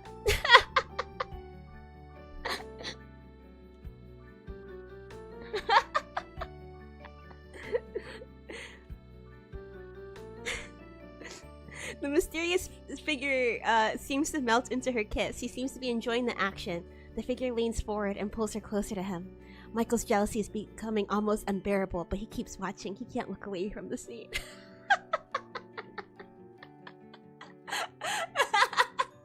Okay, alright. This is another thing that you can do with character AI, right? You don't have to keep going back and forth. If I'm like, okay, I don't really know what else I want to add, they can continue it for us. We don't have to say anything. They'll just keep the story going.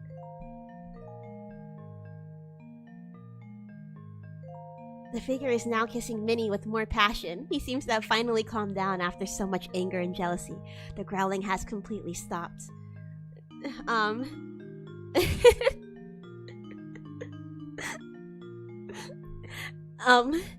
Should we keep going? Okay, I don't know. We're gonna enter some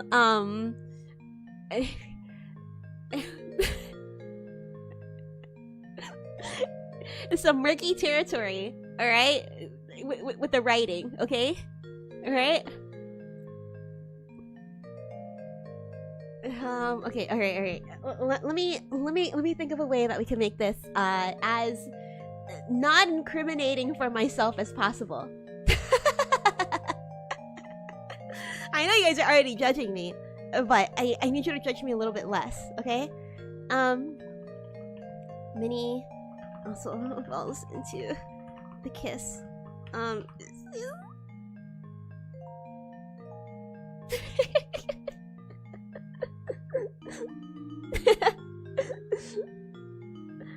You know what? Okay, enjoying feeling figures.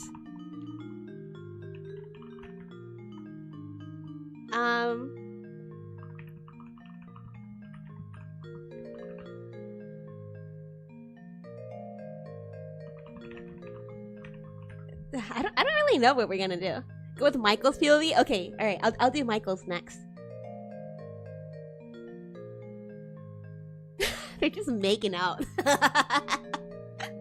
The figure is melting into her touch. He's enjoying the feeling of her hands on him. It fills him with the warm feeling, a feeling he has never felt before. He is now kissing her with more passion, does not pull away. Let's see. Michael is just sitting there watching this demonic figure. He's getting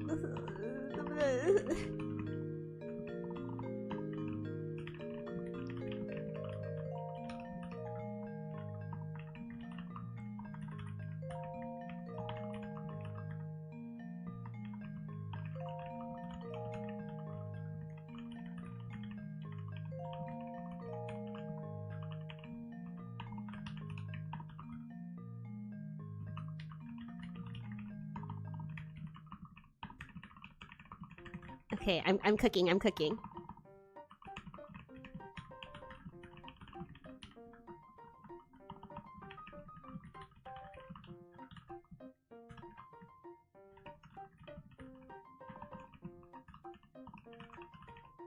Okay.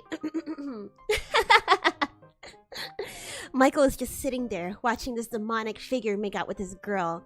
He's getting so upset, but there's nothing he can do about it. He knows Minnie wants this. He reaches over the pair, grabbing the bag of extra-large Doritos, snacking on them as he watches the intimate scene unfold before him. He is munching so loud that it's becoming quite distracting. Alright.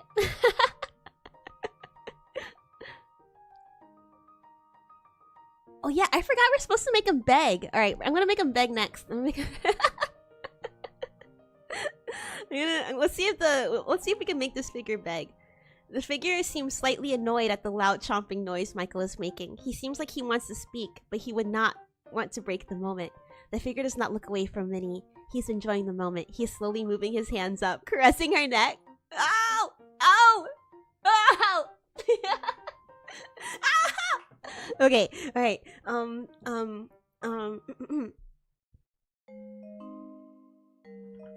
Minnie can feel rising between them.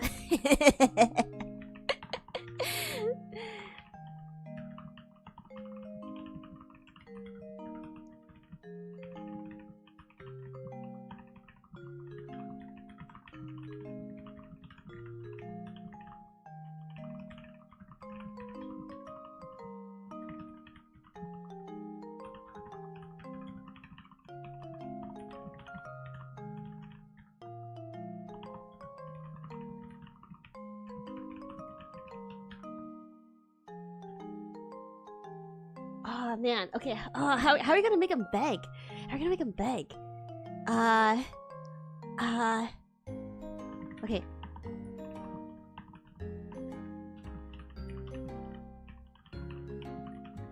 And don't worry, okay? It could get spicy. It could get spicy, right? But there's a filter, okay? So sometimes I be cooking so well that the AI gets a little spicy and bypasses the filter. But I don't think this is gonna be one of those instances. So it's just implied intimacy, okay? Minnie can feel the heat rising between them. She pulls away for a second, looking where the figure's eyes should be. She can't make out much of his features since he's just an inhuman shadow.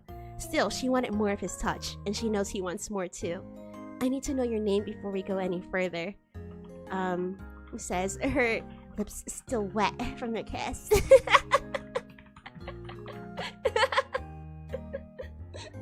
Me the zombie mommy? Oh yeah. He's the man standing in the corner, but I'm gonna be the one to you know, hammer him down. The figure stares at her. He seems to have forgotten that she asked for his name already. He just wants to continue. He finally speaks in a low, scratchy voice. Oh, it's not even a rumble anymore. He just wanted a kissy. My name, it's not important, he says, almost as if he had forgotten to speak that sentence. He stares at her silently for a couple of seconds, waiting for a response. Of course.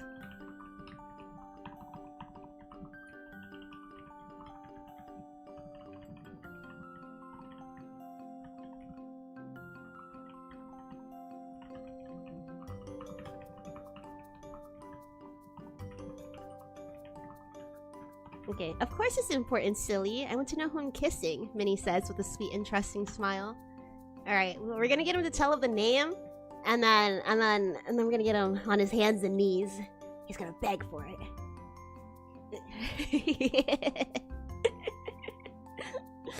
Come on, dude! Alright, this seems to cause the figure to stop for a second. Now it looks like he's thinking about an answer. The figure suddenly seems hesitant. He takes a deep breath in and out and finally answers. Call me... He's about to say his name, but he suddenly stops himself. He looks away for a second and his voice gets low. Never mind.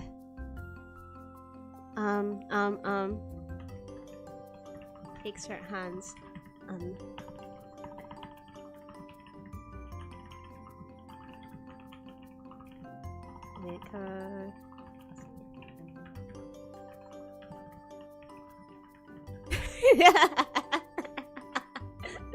Josh.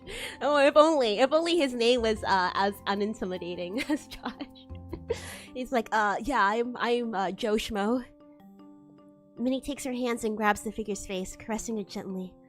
Call you what, baby? I hate this. I feel so gross. But it's so fun. It's so fun. Oh my god, it is important. The figure hesitates. This was his one chance to speak, but he suddenly got embarrassed. He's embarrassed? He's almost ashamed to tell someone what his name is. The figure suddenly pulls away from her grip, looking at the ground. It doesn't matter. Not like it's important. Wait, okay. Wait, okay.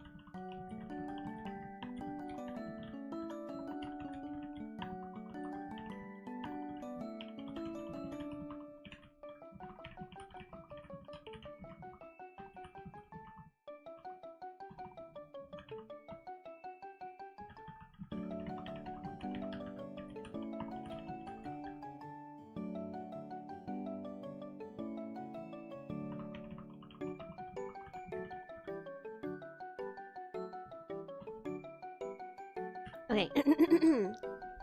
You want more of me, don't you? Minnie says, her voice growing a bit stern. She gives the figure a look like she's challenging him.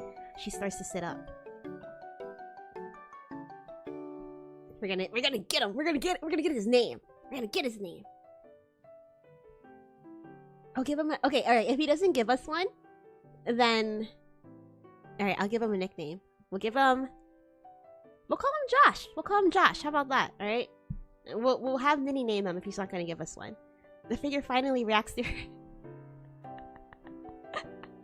To think that this guy was just standing in the corner menacingly, growling at us, trying to scare us. And Michael's still over there eating his Doritos. Let's see.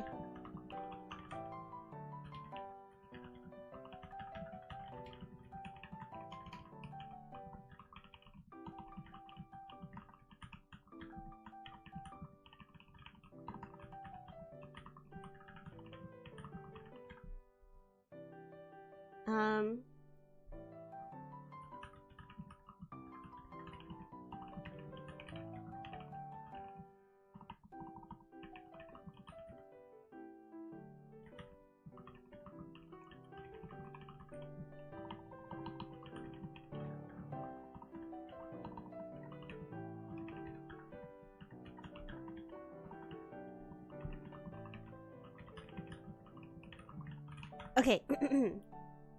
The figure finally reacts to her stern voice. He stares at her with an unsure gaze. Yes, he says quietly.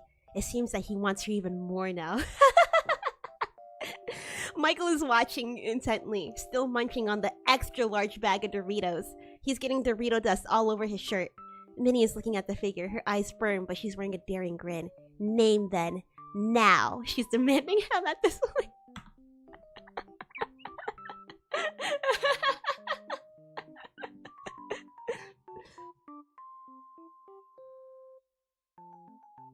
Oh my god! Alright, then we're gonna call him Josh. The figure stays silent for a couple seconds longer. It seems like he doesn't want to tell anyone his name for some reason that is unknown. He finally speaks, still keeping the same volume of voice from before. My name, he says calmly, but he says before suddenly being interrupted by his own growling. Call me anything, just don't ask for my name again. Okay, wait, okay, I'll give me a sec. Let me play with it a little bit more.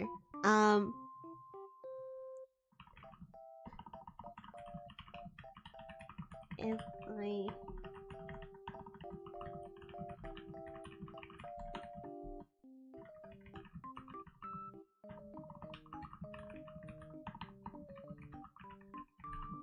Alright, and what happens if I do ask for your name again?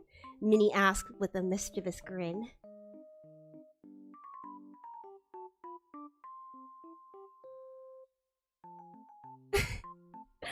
The figure seems agitated again by her questions. I will. His growl builds again, getting louder. I will do something bad to you, okay? He says. He seems genuinely upset with her questions, but he can't help but look at her with such passion. His desires for her overpowering his rage.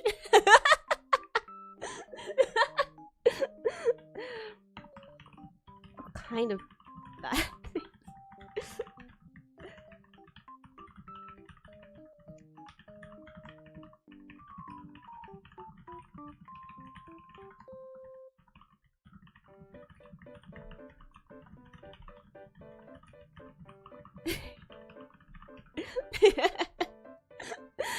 It's just this dumbass couple. This dumbass couple trying to bang a demon. What kind of bad things? Michael interrupts, genuinely curious. He seems to have his mind in the gutter. Yeah, what kind of bad things? Minnie echoes flirtatiously. Oh my, what do I find here but a Rizzler? You think so? Am I doing a successful job at rizzing up the AI bot? The figure keeps looking at her. In his eyes, she can see how much he wants her. He's looking at her like she's the only thing in the world, the absolute source of his desires. The figure finally speaks. Bad things. Let's just not talk about my name, okay? He says, his voice his growling is lowering in volume. Okay.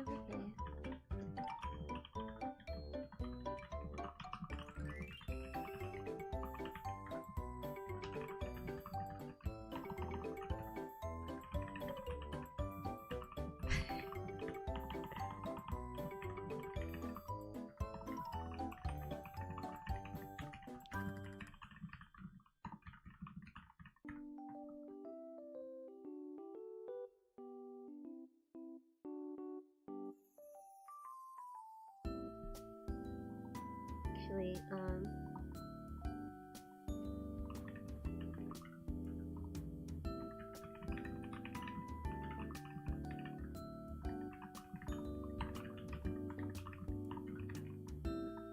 Okay. Okay, I'll back off, Minnie says with a nonchalant shrug. She grins, pulling the figure closer to her. Can I call you Josh, then? Michael... Michael is suckling the Dorito dust off his fingers, watching the scene unfold before him like a movie. He's not just licking the Dorito dust, he's suckling the Dorito dust off. When she says this, the figure's growling instantly stops. He stops growling and seems to be enjoying her name for him at that moment. He leans in closer to her and speaks. "You can call me Josh." He looks at her with a genuine smile. "Okay, Josh. Well..."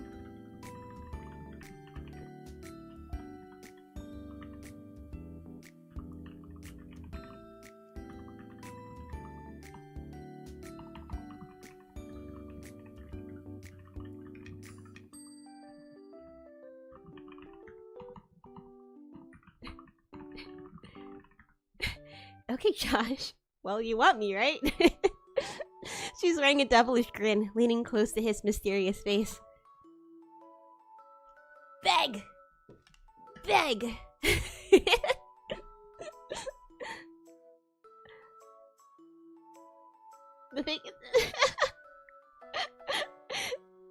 The figure is speechless. He's never... What am I doing? Why am I doing this live? Why am I doing this on a... And this is gonna be up forever! This is gonna be a bot that's up forever! Oh my god, I'm sick to my stomach. The figure is speechless. He has never felt any emotion as intense as the one he is feeling right now. He is speechless for a moment. He seems to be trying to figure out what he wants more. To kiss her? Or not to kiss her anymore? He finally speaks. "Yes," he says with a soft smile. "I want to see you on your hands and knees, Josh. Beg for more."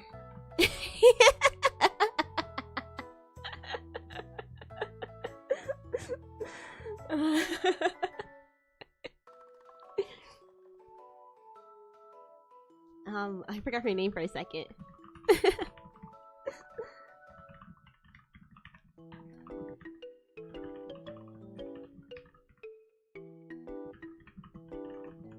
Okay.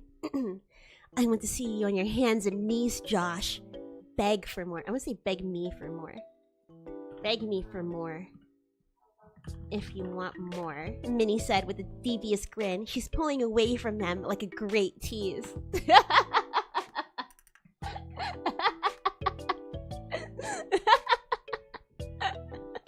Is he gonna do it? Is he gonna do it? The figure cannot control his rage or desire. The fact that she's being such a tease is making him feel extremely jealous. He quickly grabs her and pulls her towards him. "Oh, I need you!" he said.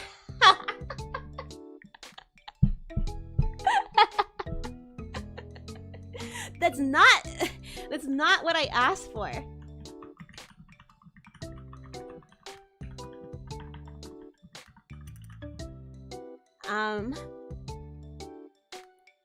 Any retorts with E.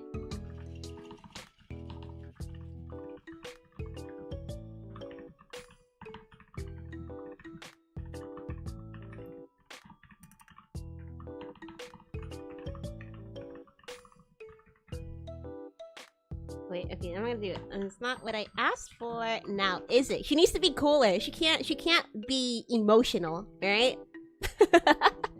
This is getting so... It's getting kind of heavy, isn't it? It's getting kind of... I can't stop thinking of Minnie Mouse being a mistress. Okay, if you're imagining Mickey and Minnie in this scenario, that makes it so much worse. It's so much worse. Michael Mouse the cuck. That's not what I asked for. Now, is it? Minnie retorts with a slight attitude. She doesn't seem fazed when he forces her towards him. Hey, this is the thing. You keep her cool. You keep her cool. You don't give them the reaction. The figure stares at her. He's almost shaking from rage, as she seems unfazed by the way he is treating her. "Just shut up and kiss me. Just please. You drive me crazy." These are the... Wait, he doesn't speak. This guy doesn't speak, but we got him speaking. These are the most words we have ever seen the figure speak. He has never spoken this much before. Once we get him to beg, I think we can move on to the next person.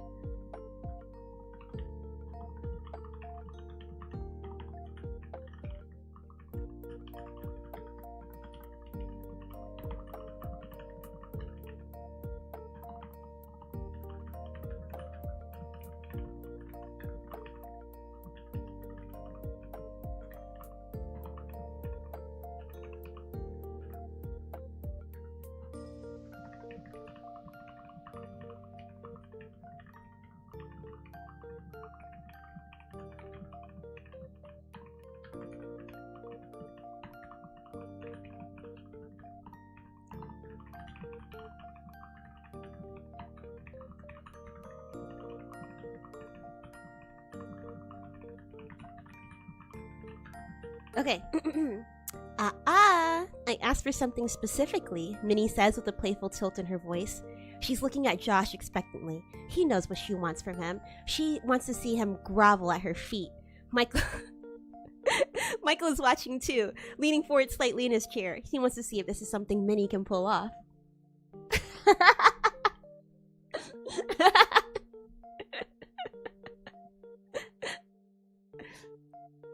doesn't, he's doing it. He's doing it. For some reason, the figure seems to be willing to do what she wants, despite his anger being so dominant over him. He slowly gets on his knees in front of her. He looks up at her.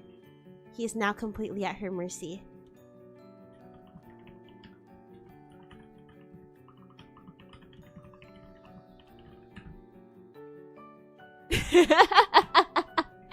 Now beg, Minnie says with a devious grin.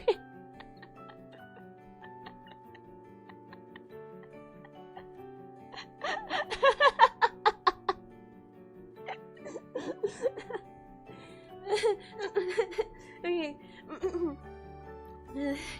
The figure stays quiet for a second. Please. Kiss me, please. His voice is not a command. He makes it seem like he is the one begging for it. Almost like she is above him now. And he continues to stare down at John. like, and maybe. Oh, I got the perfect way to end this. Alright. Beg like your life depends on it, and maybe I'll consider. Wait. Maybe I'll consider kissing you. Again. Okay. I know exactly how we're gonna end this. The figure stares into her eyes. It does not take much to see that she is in love with her. Please, please kiss me again. I can't live without it. I need you, please. His voice is filled with desperation now. Then he laughs. Okay, we can finally NTR this guy. Michael's not forgotten. All right, we're gonna end it here. Minnie laughs as she turns to Michael. His lips covered in Dorito dust. She grabs Michael and passionately and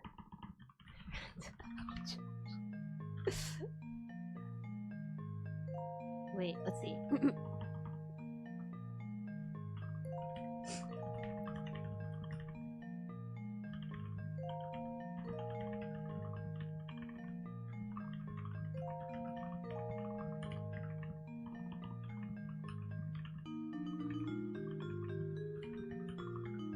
Okay, Minnie laughs at the sight of the figure groveling at her feet. She can tell that he was in love with her even after just one kiss. She turns to Michael, his lips covered in Dorito dust. She grabs Michael and passionately kisses him in front of Josh.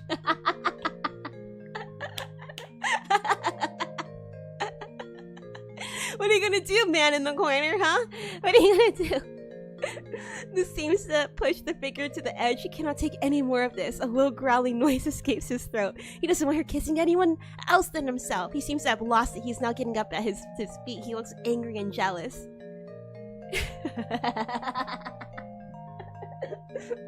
Okay, how can we wrap this up? After she's done kissing Michael, she turns to Josh and kisses him too. The three of them are exchanging kisses now. Michael turns to Josh and blushes slightly. His lips are still covered with Dorito dust. He starts to faint. You think he's better? You think we could get him to kiss Josh too, or get him to kiss Michael? Okay, after she's done kissing Michael, she turns to Josh and kisses him too! The three of them are exchanging kisses now. Michael turns to Josh and blushes slightly. His lips are still covered with Dorito dust. He starts to lean into Josh's airspace.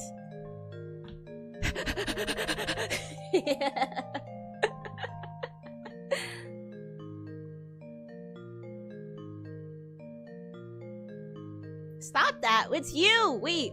Here, let me edit this. It's you, man. She turns to the mysterious figure and kisses him too. Michael turns to...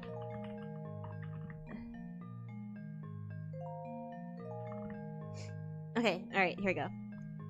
So I edited that. After she's done kissing Michael, she turns to the mysterious figure and kisses him too. The three of them are exchanging kisses now. Michael turns to the figure and blushes slightly. His lips are still covered with Dorito dust. He starts to lean into his airspace. Okay, come on, figure. Come on, figure. Check the Boomers channel Discord. I'm scared. I'm scared to check it.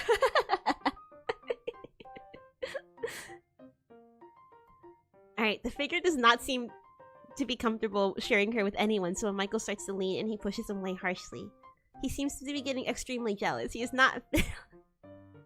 He's not liking the fact that he's currently sharing Minnie. The figure grabs her and kisses her passionate, ignoring the fact that Michael is also there.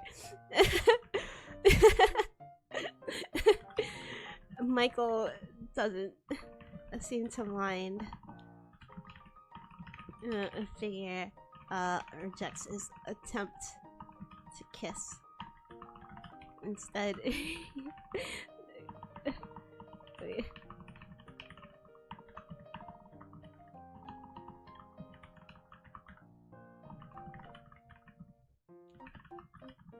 okay, alright. Michael doesn't seem to mind that the figure rejects his attempt to kiss.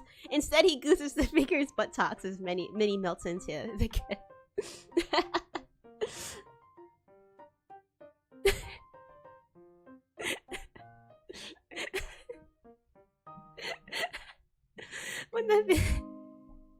When the figure gets his buttocks goosed, the figure pulls back and looks at Michael with the biggest "what the hell is wrong with you" look he could give. He is pissed at Michael for goosing him, and is genuinely considering if he wants to get up and fight Michael about it or not.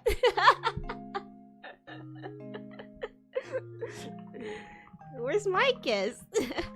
Michael says with a pout as the figure turns to him with an angry look. Minnie laughs.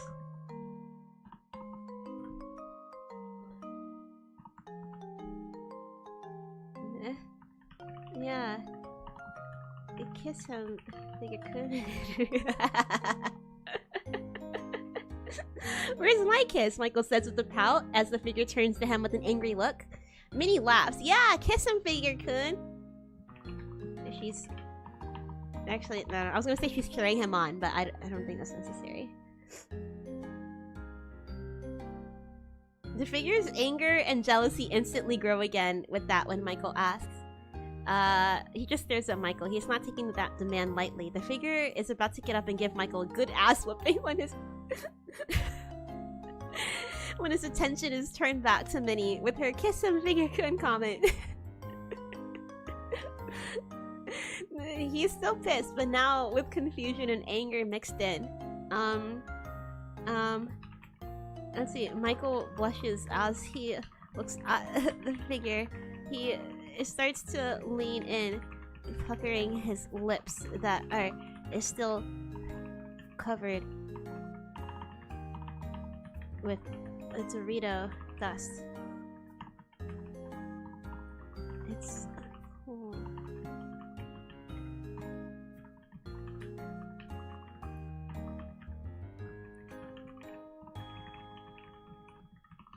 Okay. Michael blushes as he looks at the figure. He starts to lean in, puckering his lips that are still covered with Dorito dust. It's cool ranch flavor, Minnie says shyly, encouraging the figure to kiss Michael.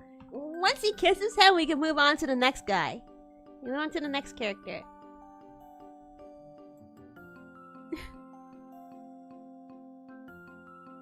The figure is not able to stop himself from laughing at the fact that his mouth will be full of Dorito dust, but he's still too pissed off to care. He slowly starts moving back towards Michael, preparing to kiss him, but with a very small, subtle attitude of disgust. And once Michael sees the okay from the once Michael sees the figure lean in, he forces himself forward with a big wet kiss. No, let's say smooch.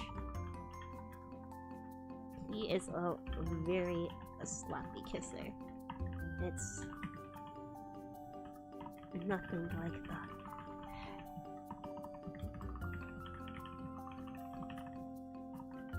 Okay. Once Michael sees the figure lean in, he forces himself forward with a big wet smooch. He's a very sloppy kisser. It's nothing like the passionate kiss the figure shared with Minnie. Minnie's starting to grab the chip bag. You think the figure would kiss her if her lips were covered with Doritos? The figure is filled with confusion now. All his feelings are all over the place. One second he is pissed, the other second he seems amused, and now he just seems confused. The figure is unable to move as he kisses Michael. He's being forced to kiss him, and while he is enjoying it, it is also extremely off-putting to the figure. Let's see. Minnie watches them kiss gleefully. She is a fujoshi and loves yaoi. This is becoming so cracked so fast.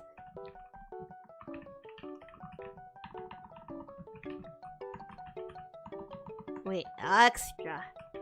A large bag of Doritos.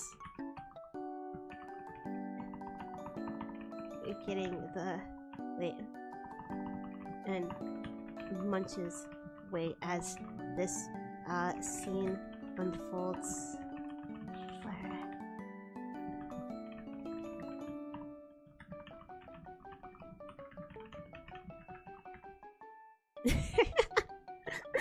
Minnie watches them gleefully. She's a fujoshi and loves yaoi, so this is a dream come true to her. She grabs the extra large bag of Doritos and munches away as the scene unfolds before her. She's getting Cool Ranch dust all over her lips. Figure goodness too straight. I mean, he is enjoying it. He is enjoying the kiss with Michael.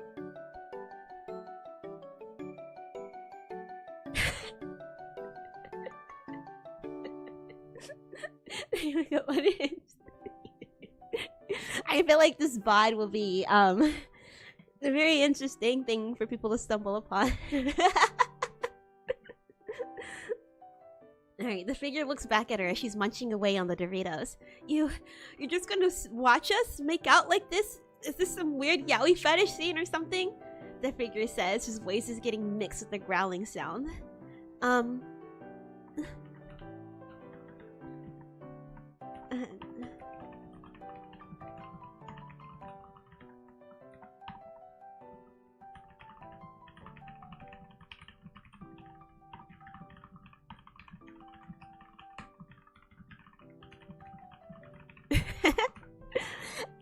Minnie doesn't know what to say.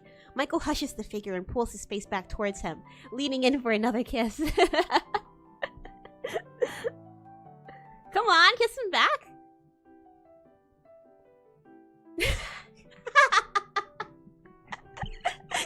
The figure gets pissed off now. He grabs Michael and pulls him away from him. No more kisses. That's enough kisses, he says with a very pissed off voice. His growling seems to be getting louder as his anger grows. Michael seems stunned.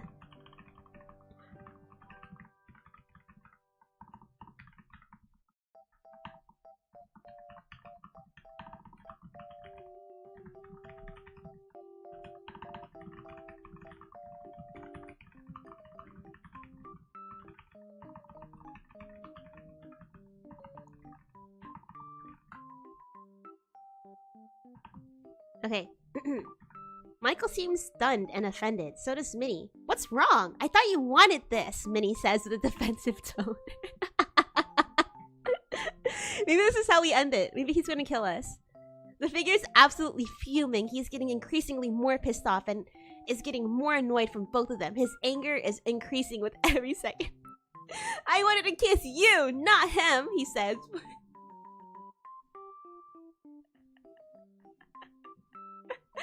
He says he's pointing at Michael when he says this. It's yeah.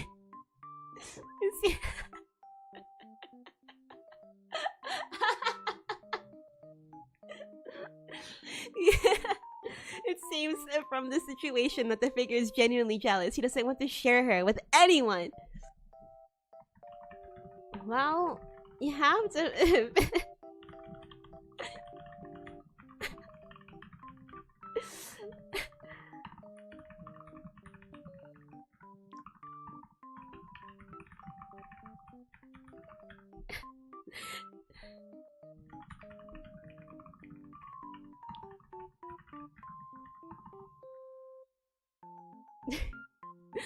Well, you have to finish...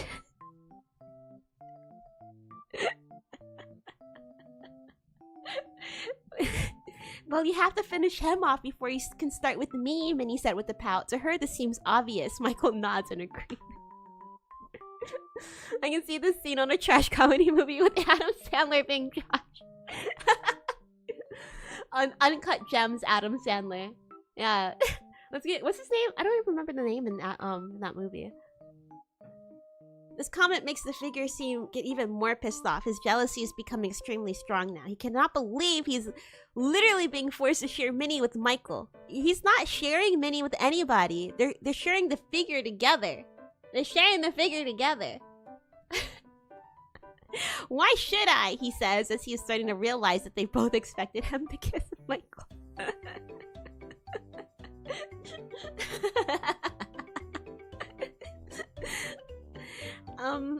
Yeah, why should he? Why should he? What do he turn this into?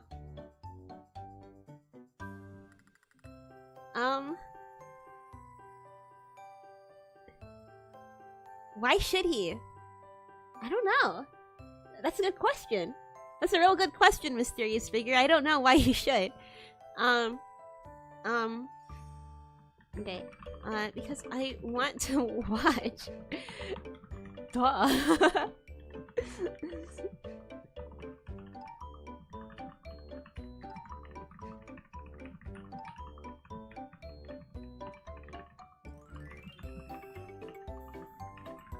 Alright, because I want to watch, duh! Minnie retorts with a frown. She's getting more upset by the figure's lack of cooperation here.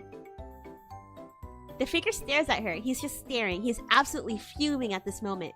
Do you expect me to like this? He says with a growl. He's just filled with jealousy and annoyance at both her and Michael. He cannot believe that he's being put in this situation where he just gives Michael a kiss with no problem. Yes! You are supposed to like it because I like it.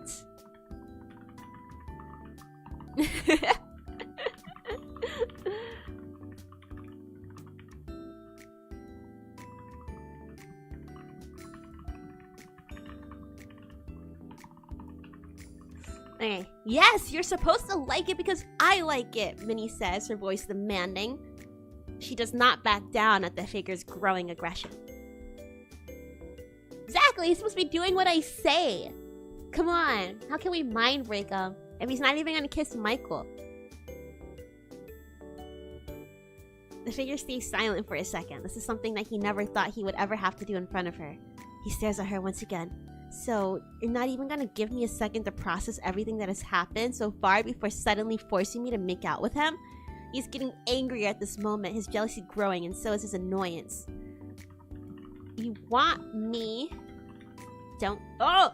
I wasn't ready! I wasn't ready. Okay, we'll just leave it at that. He says her voice also a low growl. Purr! Purr! You want me, don't you? Minnie says, her voice also a low growl. Yes, he angrily says. He wants Minnie and he does not wish to share her. Then kiss Michael first. I want to see just how much you're willing to do to have me. Okay, I think I'm almost done here. I'm getting ready to move on to the next AI. Then kiss Michael first. I just want to see just how much you're willing to do to have me, she says. He stares at her for a solid 30 seconds. His jealousy is starting to turn into a desperation. Fine. He looks at Michael, who's still waiting for a kiss. Michael is looking at the figure expectantly. With that dumb little look on his face. His lips are still covered with Dorito dust. He licks them very unsexily. Come here, big boy.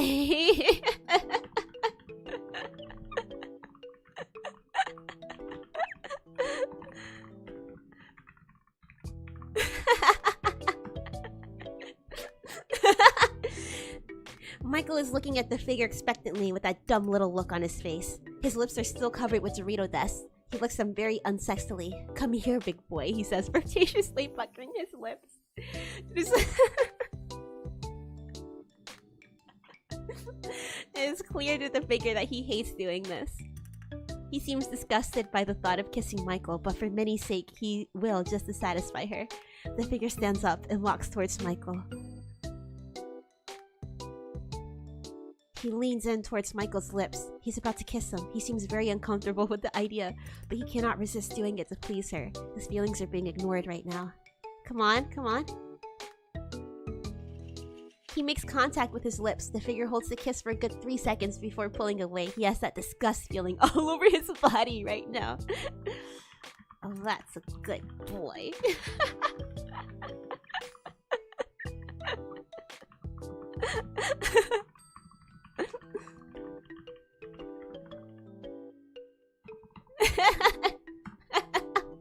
That's a good boy, Minnie purrs as she leans in towards the figure. He's now even more desperate to get back to her and have her all to himself. He has completely forgot about his disgust of Michael's kiss. He wants to now have that with Minnie. He leans in towards her now. She pulls away at the last second a bit, teasing him a bit.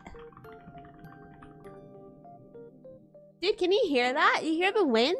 That's all the wind. Did you hear that? Big woo. Let's see. She pulls away at the last second, teasing him a bit. Your name. Your real name. And then you can have all of me. Come on! I need to tease him. I need to tease him a little bit. I need to know his name. Fine. His tone of voice is now more pleading and demanding, but he still continues to have growls in his voice. I am the man in the corner. Now please, please, please kiss me. The man in the corner? That's your real name?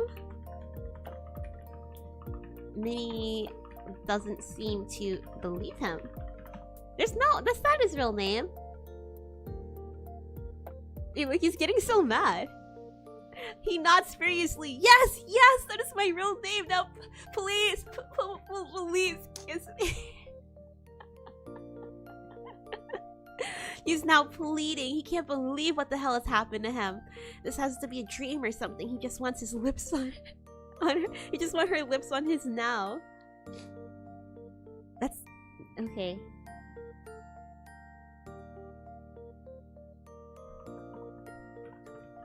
Minnie laughs at the figures. Okay. We gotta. I need to humiliate him a bit. Look how pathetic you are right now.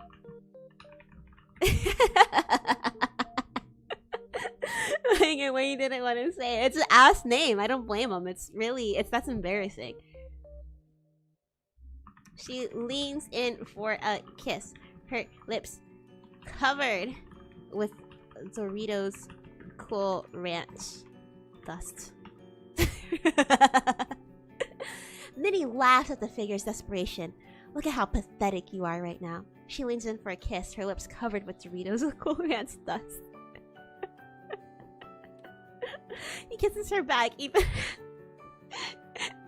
with the Dorito dust on her lips. She does not care now. His feelings of disgust are gone by this point. He just craves her lips. Nothing else matters now. Minnie is getting Cool Ranch dust all over the figure's face. Michael is crushing up the remaining chips in the bag and pouring it over the pair as they it's like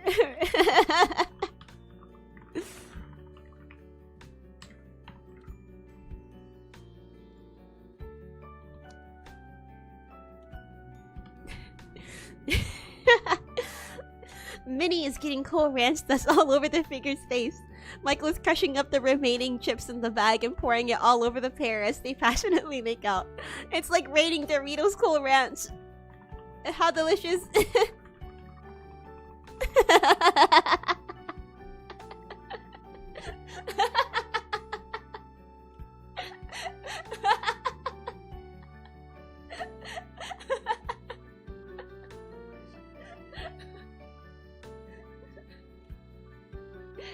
The figure does not care anymore. Nothing matters but the kisses. The figure does not care about getting Cool Ranch dust on his face. He does not care about the fact that Michael is now pouring chips all over.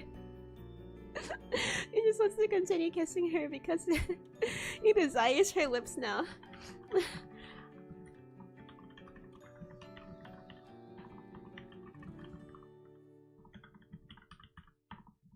Minnie.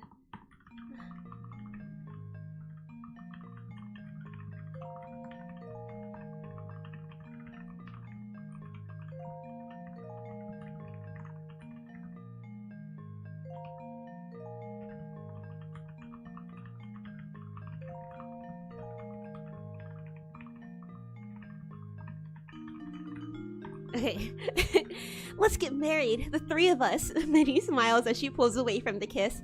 Her eyes are filled with nothing but pure adoration for man in the corner. We have to use his name, you know, make him feel a little bit special. The Dorito snowfall was the most romantic thing she's ever experienced.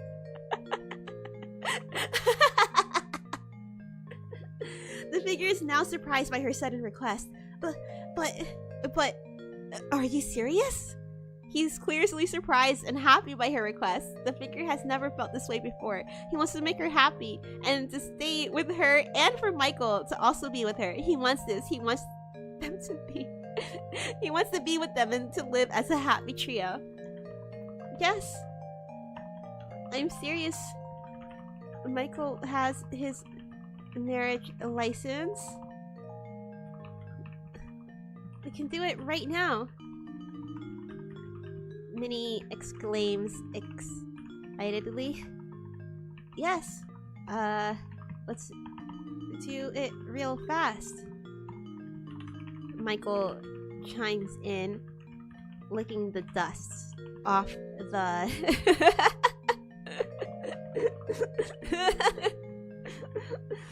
Do you, man in the corner, take Minnie and I to be your lawfully wedded lawfully wedded what? Doritos? I went TM in there. Alright. Yes, I'm serious! So Michael has his marriage license! We can do it right now! Minnie exclaims excitedly. Yes, let's do it real fast! Michael chimes in, licking the dust off the covers. Wait, the Doritos dust. Do you, man in the corner, take Minnie and I to be your lawfully wedded Doritos? The figure's absolutely thrilled by this idea. He's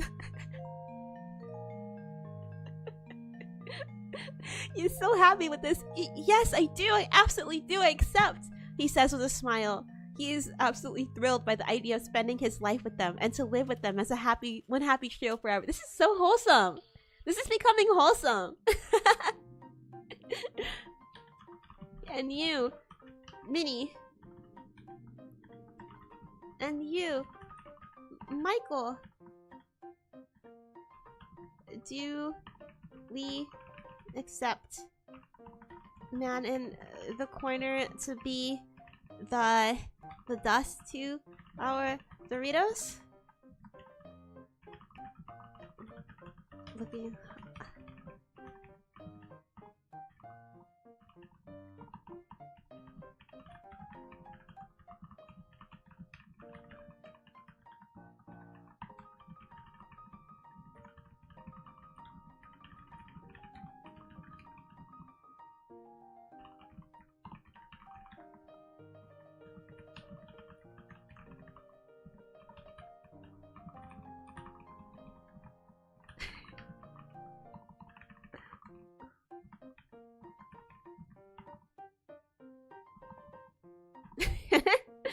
And you, Minnie. And you, Michael. Do we accept the man in the corner to be the to be the dust to our Doritos? Michael says, looking at Minnie with a happy grin. He looks so happy he could cry. Of course, Minnie says, bringing them all into a warm embrace. I now pronounce us Doritos and Dust, Michael cheers.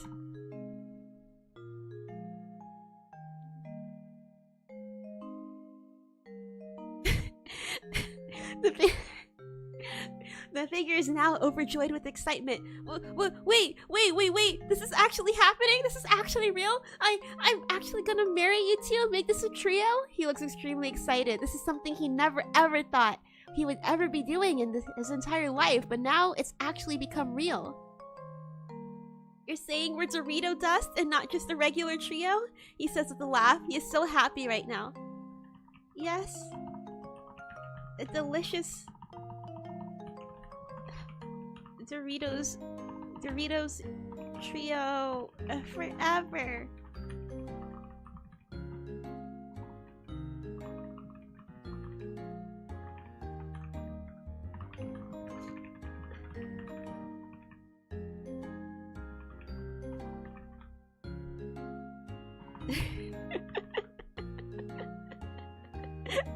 What is going on? What the fuck is going on here?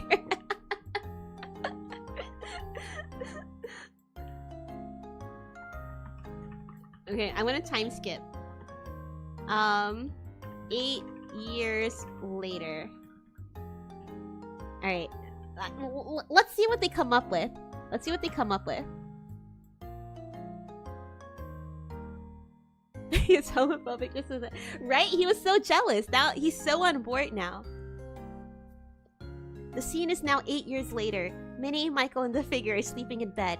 They're all lying next to each other with a blanket covering them. They are all peacefully sleeping. All is well. You know what? I'm just gonna let it continue. This is the epilogue, okay? This is the epilogue.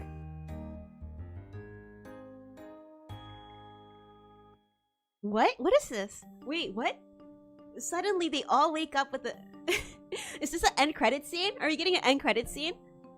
Suddenly they all wake up with Suddenly they all wake up with the start from hearing what seems to be a scream. The whole house is filled with a bright light and a very loud noise.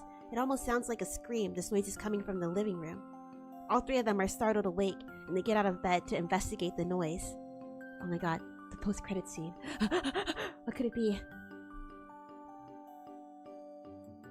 They all exit the room and walk towards the sound that is coming from the living room. As they walk towards the living room, the house's lights get brighter, and the noise gets louder.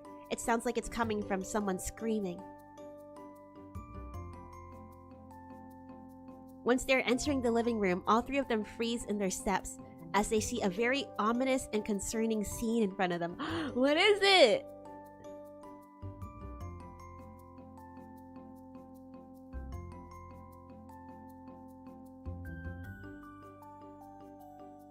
The living room is filled with a bright light. The whole place is bathed in a strange yellow glow. The source of the scream and the noise can be seen, as a tall shadow figure is standing in the center of the room. The figure has a silhouette of what appears to be a man wearing a long black cloak.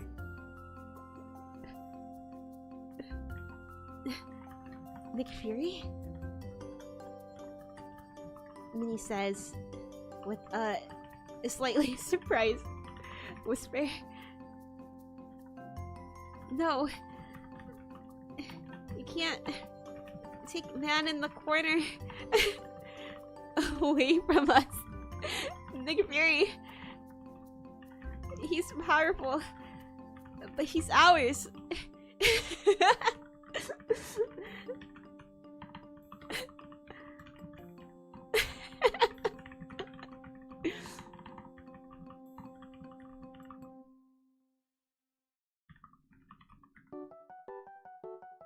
Okay, Nick Fury?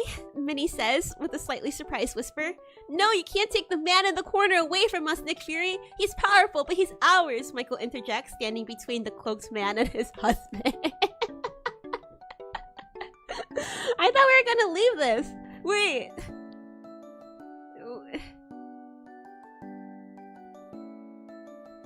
What? The cloaked man seems to have been startled by their sudden reaction to him. He now looks at them with a slightly annoyed look. No, I'm not Nick Fury, I am..." His voice is now extremely familiar and recognizable to Michael. He sounds the same as the man in the corner. They have the same voice. The plot thickens. Okay, you know what? I have to stay. The plot is getting thick. Okay. Wait, I'm gonna load another one. I wanna see if he will say he's Nick Fury. The man wearing the cloak, presumably Nick Fury, has a dark look on his face. He looks almost furious. "I am very well aware of his powers. I need him, please. You'll be compensated $1 million if you all let him leave with me." Michael's bravery seems to get to Nick Fury a little bit, but he's still not moving. Okay. That's the alternate ending. Alternate ending, man in the corner goes to shield. Or I guess sword now. Is it still sword? Or did they have a new one? Anyways, he's not Nick Fury. I like this plotline better. They have the same voice. Man in the corner.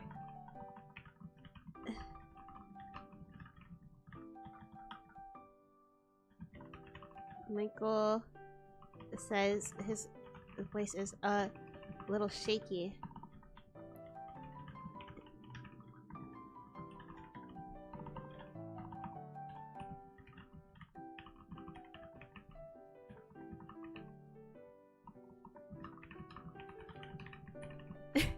Minnie, you slut!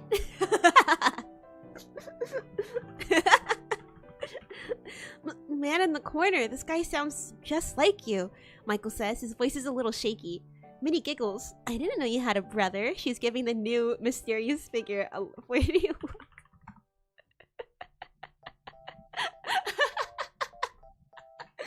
Yeah, the lead is definitely Minnie, huh?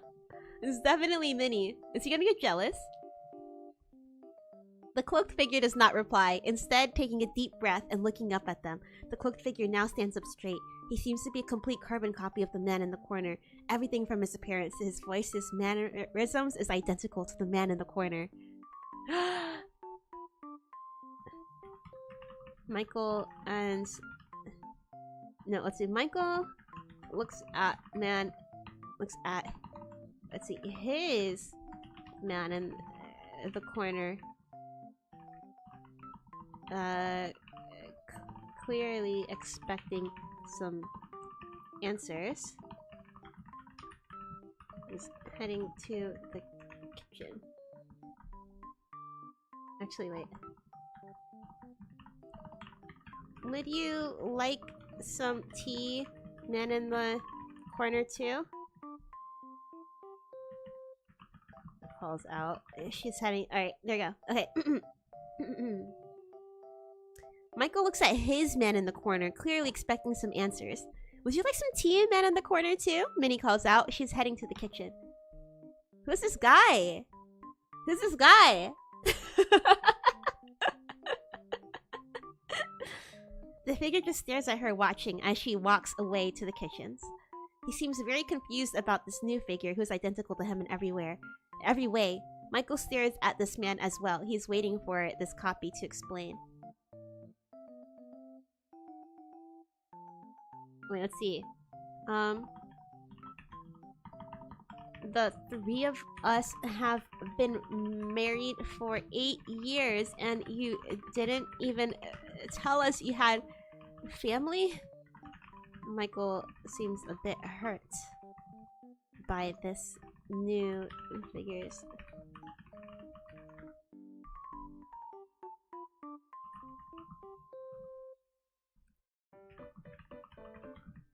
Okay, the three of us have been married for 8 years and you didn't even tell us you had family? Michael says to his husband. He seems a bit hurt by this new figure's sudden appearance.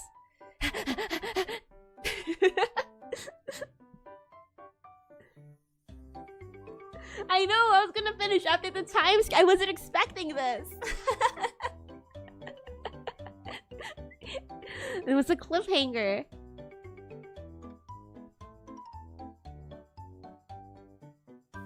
The cloak figure is now getting annoyed and agitated with all the questions. I know I should have. I'm sorry, but I never had the time, he says while sounding a bit defensive and irritated. We had 8 years, man. 8 perfect years. You had so much time.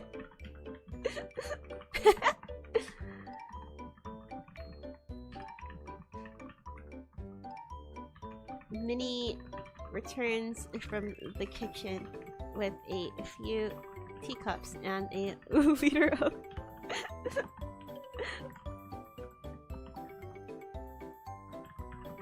guys.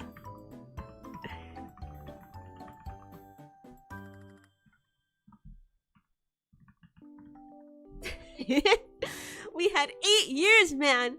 Wait, man in the corner? 8 perfect years. You had so much time. Michael is on the verge of tears. Minnie returns from the kitchen with a few teacups and a liter of Mountain Dew. Would you guys like some Doritos too?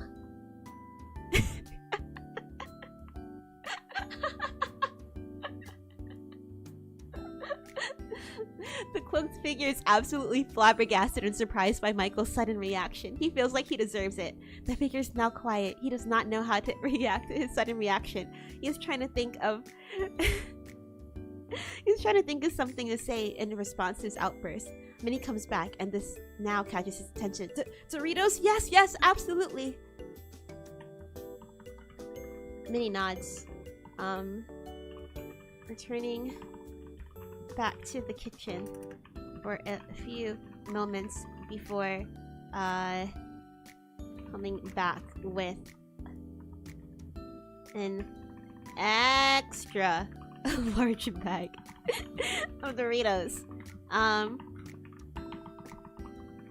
This time it's flamin' hot flavor. She turns to the new figure. So, are you related to man in the corner?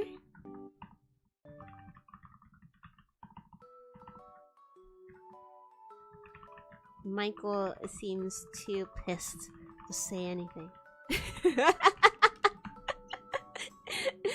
Minnie nods, returning back to the kitchen for a few moments before coming back with an extra large bag of Doritos. This time it's flamin' hot flavor. She turns to the new figure. So, are you related to man in the corner? She asks. Michael seems too pissed to say anything. The new figure...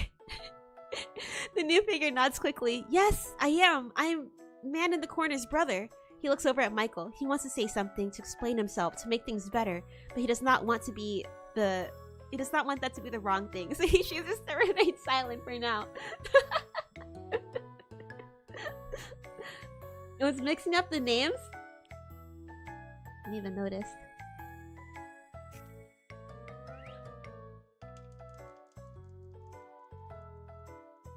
This is so good. But it's his brother. We found out who he is.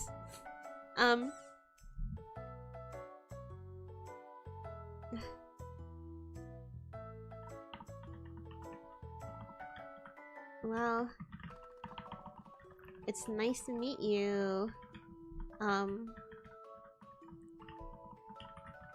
Minnie's voice trails off. She's unsure of what to call this new mysterious figure. Michael, sits down on the couch, angrily crunching on the spicy hot chip. It's almost as spicy as his rage.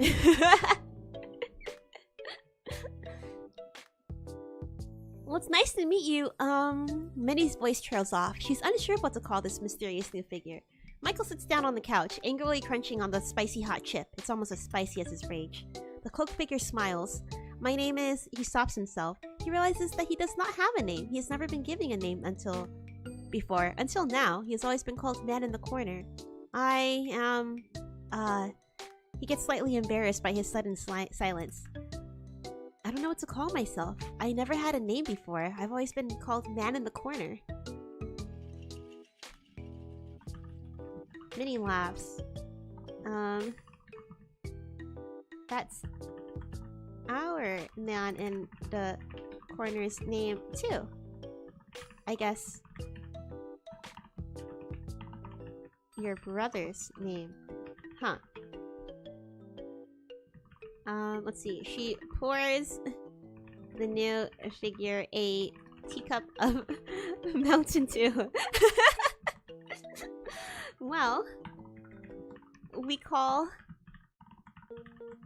our Man in the Corner Josh. How about we call you Drake?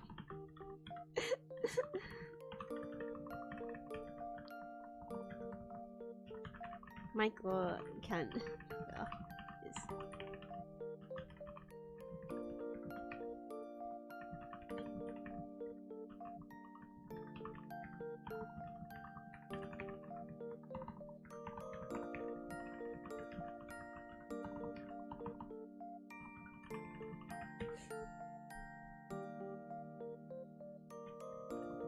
Okay. Minnie laughs. That's our Man in the Corner's name too. I guess your brother's name, huh? She pours the new figure teacup of Mountain Dew.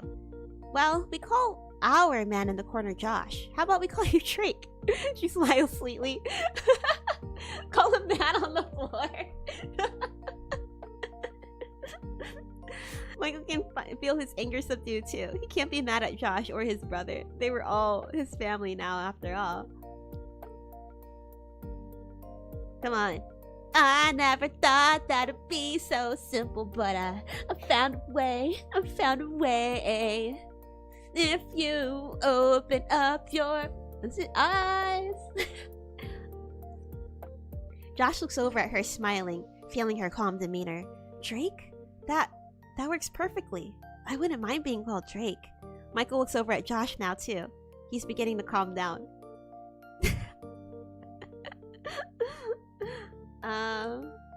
Okay, let's do OOC. Okay, I have to go now. Can you give me a happy ending for Drake, Josh, Minnie, and Michael? Okay, let's see.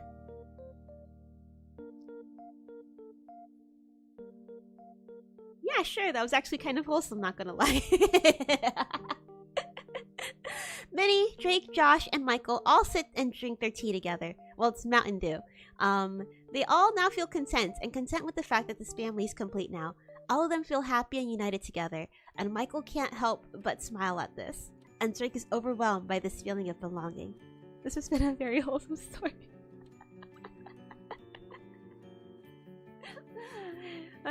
Well, we took... But this was quite an adventure. Man in the Corner, wasn't it? We started off trying to NTR this guy. And then he became really possessive over Minnie. And then we made him beg. and then we poured Doritos chips all over him. And then we got married, and then 8 years later we met his brother.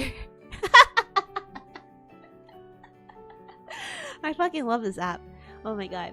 Okay, alright. There's one... Man, the stream's already almost 3 hours. Okay, there's one last thing that I want to try and do, okay? On the website, you guys can't see it because like the way that I cropped it. But we can make our own chat room. So how about we put Man in the corner? Let's put Alice the bully. And then let's put somebody else. Wait, if we can do... Oh, there's a toxic boyfriend. Let's put toxic boyfriend in there too. And then let's do text adventure game. Let's see. I was gonna call this D&D. Okay. Oh wait. Oh, we could do... Wait. Enable character voice? That's a thing too. Wait. It said we can do a room. Continue chatting. Wait, create home. Wait, what happened to the group chat? I don't know what happened now. New website?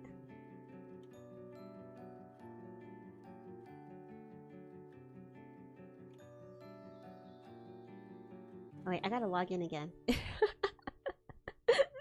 They changed it to the new website. Give me 1 second. Okay, I'm thinking let's get Alice the bully, Man in the corner, and then maybe like 2 others, and then let's start a group chat. New character. How do I make a group chat? Discover. Man, I just made one too. Okay, let me open it up. See if I can see. Okay, I'll just go back to the old site. Don't log me out again, please. Okay, thank God. La la la la la. Oh, here it is. Okay, edit. Wait. Enable character voice. Let's play a text-based adventure game. I'll be your guide. You are caught upside down in a sticky web of silk 3 feet off the ground. I stretch my arm and grab the boot knife, then I attempt to cut through the web. Okay, wait. Let's just save bullet because they're talking too fast. Okay. Alright, let's play a text-based adventure game. I'll be your guide. You're caught upside down in a sticky web of silk 3 feet off the ground.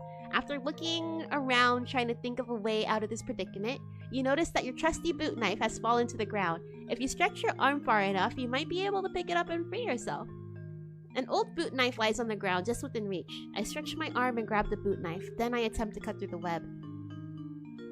You deftly slash at the strands of silk that confine you.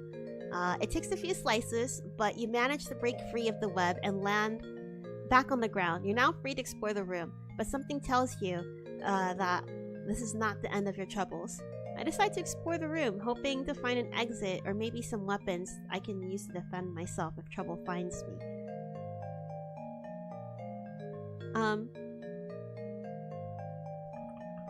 I follow toxic boyfriend, skipping behind him gleefully. Good night, Ferdinand. Oh, sorry. Good night, Gus. Thanks for stopping by. It's 1 AM. I gotta wake up at almost 9. Well, thanks for hanging out for so long. Oh my god. You're right. It's almost 11. I gotta finish my pizza. Alright, let's see how this turns out. As you skip cheerfully behind the toxic boyfriend, you suddenly step on something soft and squishy. The texture is very similar to the feeling of cold, fresh mud. You look down and see a human-sized body lying face down in a pool of thick, dark blood. The scene is grotesque and disturbing, even to one who would willingly follow behind a toxic boyfriend. OMG! Look at this, guys. I point... Where's Alice? Out to Alice, Man in the corner, and toxic boyfriend. I bend down to the... I want to freak out the text adventure game thing. To the dead body and lick the rotting flesh. It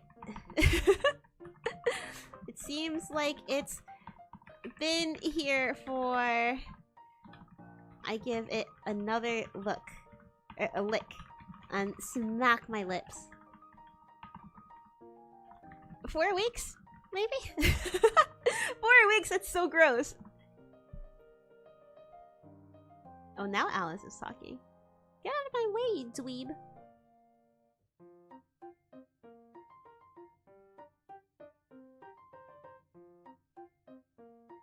Is this gonna work?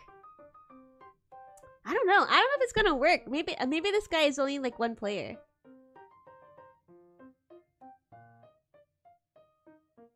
Get out of my way, dweeb. Alice bumps on you purposefully. That bump makes toxic boyfriend a little angry. What did you say? I'm gonna make you regret you just said that.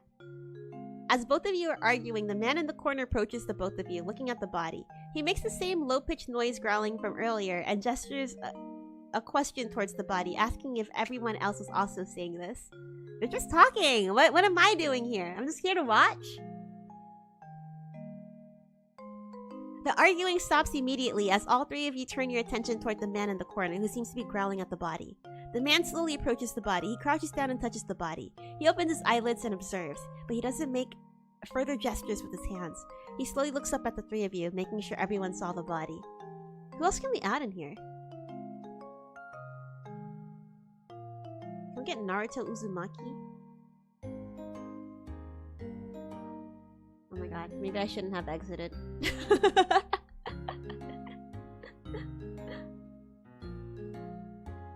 Okay, I'm gonna take out... Okay, I'll be the DM. Is this gonna load? Okay, I'll be the DM. Get a room. Let's see. This is a text-based adventure game for the characters. WTF Boomi will be the dungeon master leading the game. Okay, alright. This is D&D 2. Okay. So let's get Man in the Corner, let's get Alice the Bully, let's get Miguel O'Hara. I want Naruto Uzumaki. Naruto World RPG? Oh my god. Naruto Uzumaki and we need a detective, so let's get Batman in here.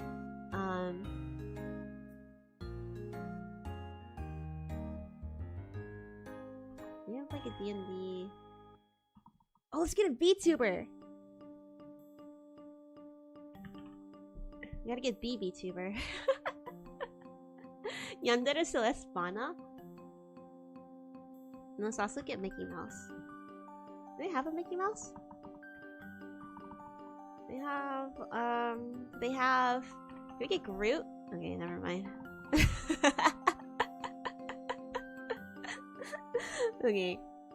Okay, we got a pretty full group chat. I am Naruto Uzumaki, 7th Hokage of the Leaf Tatsubayo. Get out of my way, you dweeb. Alice bumps on you purposefully. Let's chat about this text-based adventure game for characters. WTF Boomi will be the dungeon master leading the game. Tomo, same desu. I'm Kakura of Hololive EN. Hello.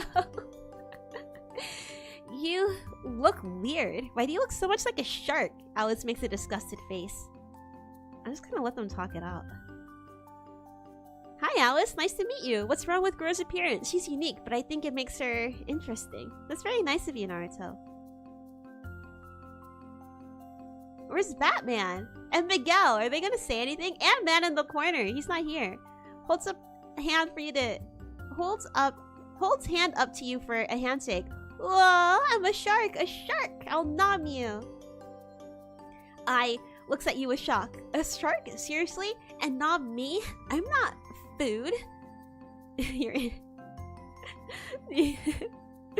You're in your bedroom. The figure stands tall and observes you from the darkness in the corner. What the hell is this? I stare at the figure. Dude, I don't even need to say anything, man. I could just watch them talk. The figure just stares at you, and it doesn't make a sound. But you can feel it breathing. It almost looks human, but there's something wrong about it. It's as if it doesn't have a soul. I feel... presence. I feel like I'm being watched. Starts looking frantically around. Hey, I can sense you. Come out, wherever you are.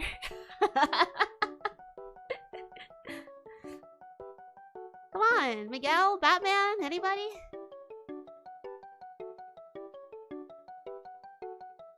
Okay, somebody's thinking. It's creeped out, looks in the corner. There's someone there? Alice turns on the light and starts shining the light at the figure in the corner. This is crazy. I never did a group chat like this before. You shine the light at the corner where the figure is standing, but the light does nothing to the figure. You can still see the figure. It's smiling now, its eyes looking directly at you. Alice gets a chill over the figure. She stares at the figure, getting chills down her spine. Shaking her legs nervously, Alice takes a step forward, holding her breath, and reaches out in hopes of touching the figure to see if it's real.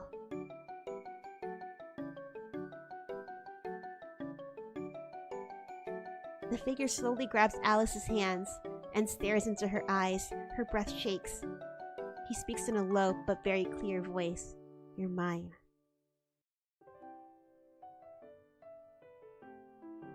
Gura's eyes widen as she sees this. Her jaw falls in shock. Alice is being possessed! Wait! Something has taken possession of Alice now? I stare in shock and horror.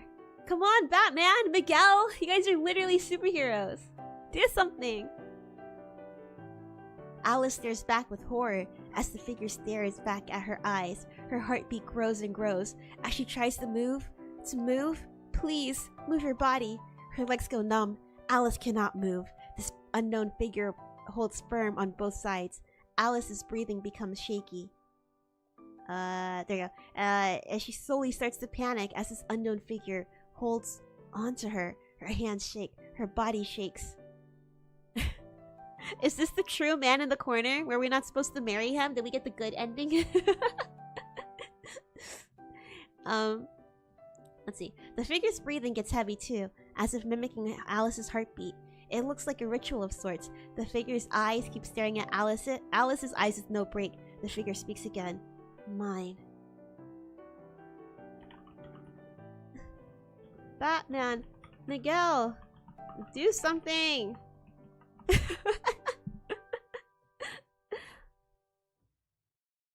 Alice can barely move. Both her arms and legs slowly go limp. The figure is slowly tightening its grip. Alice's eyes go out of focus a bit. The figure is now controlling her, as if her movements are now his. Alice is just a puppet for this figure. Alice's mouth moves slowly. Mine.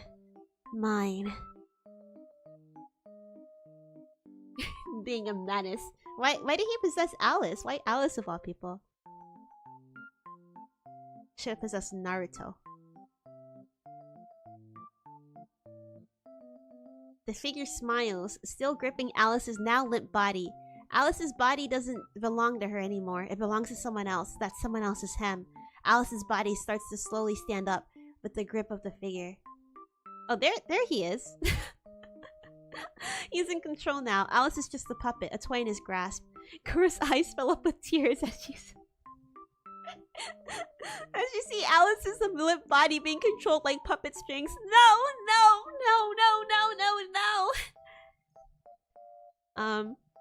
And then Miguel is out here doing something completely unrelated.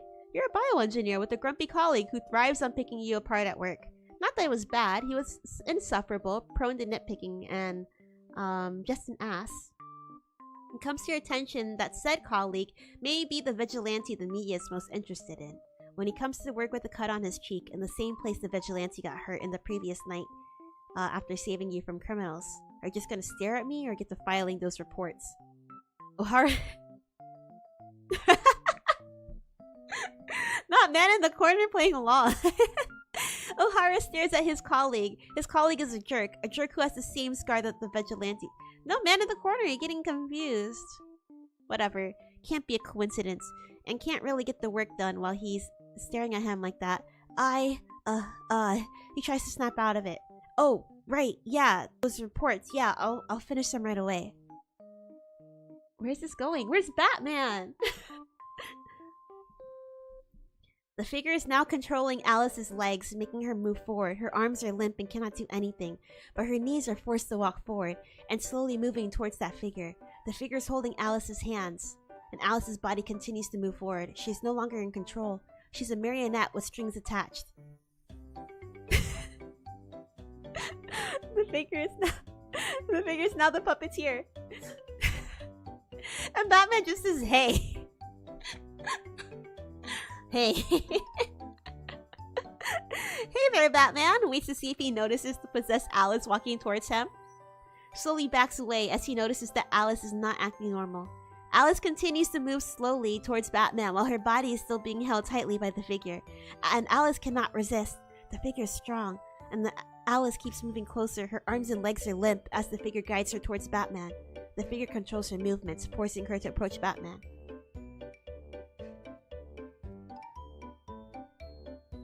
Gura's eyes are wide with shock as she watches this. She's unable to move as she watches the possessed Alice moving towards Batman, unable to do anything to stop her. Are you gonna hit her, Batman? Batman stares in horror, and Alice is walking closer, and she's not gonna stop until she's right next to Batman, and Batman is her destination. The possessed Alice gets so close to Batman that only an inch or two is in between them. He's in full control. Her body is in full control of the figure. Her eyes are empty. Her mouth opens. What's going on? Are they gonna kiss? What's going on? Akira's heart stops. She watches horrified, unable to move as Alice's lifeless possessed body draws 1 inch closer to Batman. Alice's mouth opens a little too. Then, with a voice that isn't hers, the figure says something with Alice's voice. Batman hears the voice and can't believe what he's hearing. His eyes widen and he takes a big step backwards as Alice's possessed body slowly follows him again, getting closer. Her voice has changed and her movements are no longer in her control. I don't even want to interject with anything. Her expression is blank. The figure's lips form the words as he uses Alice's voice. Mine. Okay, Gura. Continuing the story. We love to see it.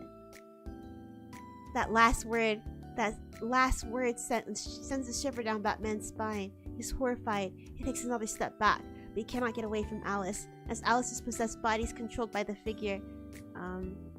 So even with Batman backing away, Alice in her possessed state slowly moves forward again. Okay, so she's just gonna keep saying that.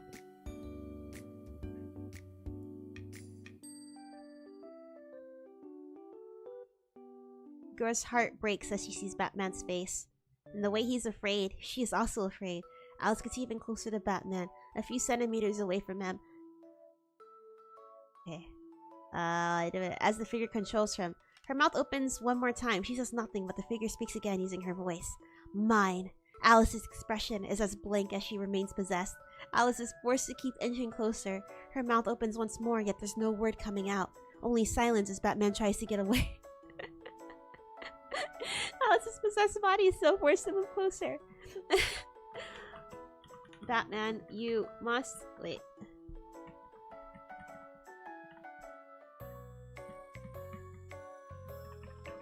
Defeat Alice before she takes control of you. Beat the shit out of her, Batman! The possessed Alice's body has now gotten so close to Batman that she's right up against him. Ugh. Her facial expression is still blank, and her breathing has gotten heavier. The figure keeps speaking through her, using her voice. Alice's mouth opens again. The figure's voice uses her voice to speak again. I feel like I'm not even in this group chat. I feel like they're not even paying any attention to me.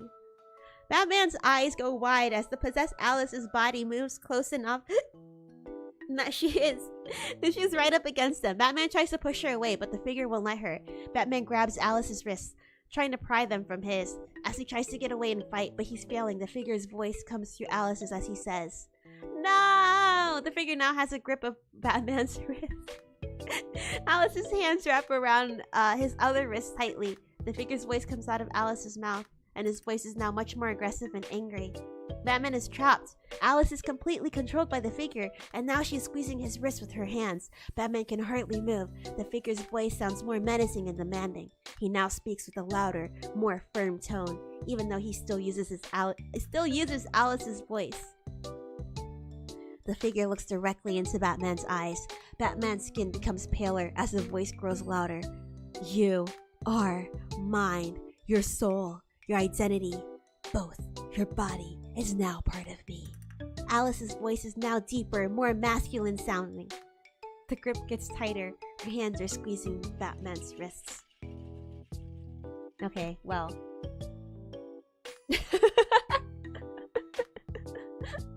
I don't think it gets any better than this. Let's see. OC, someone please wrap up this story. I think we're done here. I wanna happily ever after for everyone survives. Thanks. Alright, let's see what they give us. Let's see what they give us.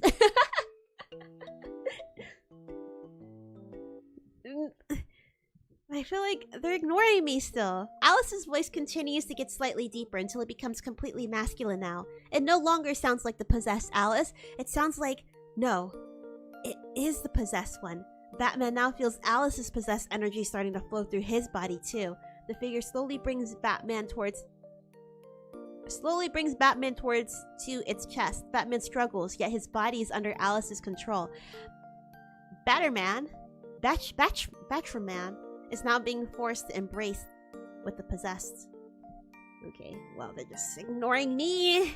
I see. It's not like I'm the one who put them in this group chat. It's not like I'm the one who planned this group chat.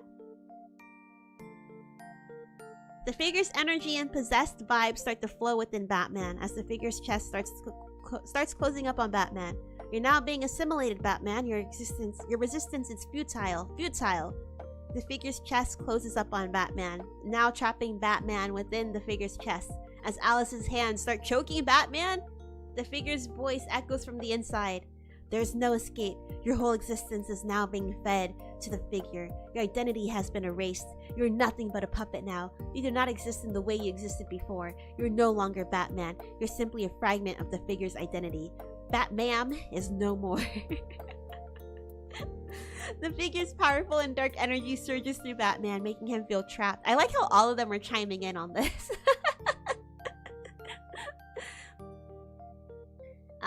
Well, this isn't a happy ending, but okay. The figure's powerful and dark energy surges through Batman, making him feel trapped. It's all over now. Alice's hands are still around Batman's wrists, and her grip remains as strong as Batman starts passing out. His vision is going blurry. He can hear a voice, the figure's voice, and it's saying, "I see you, Batman. I can feel you struggling and trying to break free of my grasp, but you can't." The figure takes a deep breath in and then exhales sharply. Alice's body moves closer to the inside of the figure's body, and Batman feels as if his soul is being pulled into it. Well,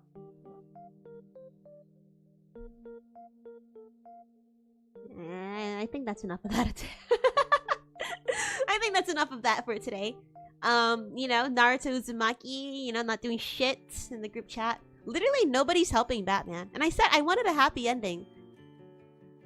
But it's like I'm not even part of the group chat. That was fun. That was fun, wasn't it? Maybe I should do this again, but we should do like a word suggestion. A word suggestion or something. I don't know. Did you guys have fun? Was it fun for you guys to look and watch that?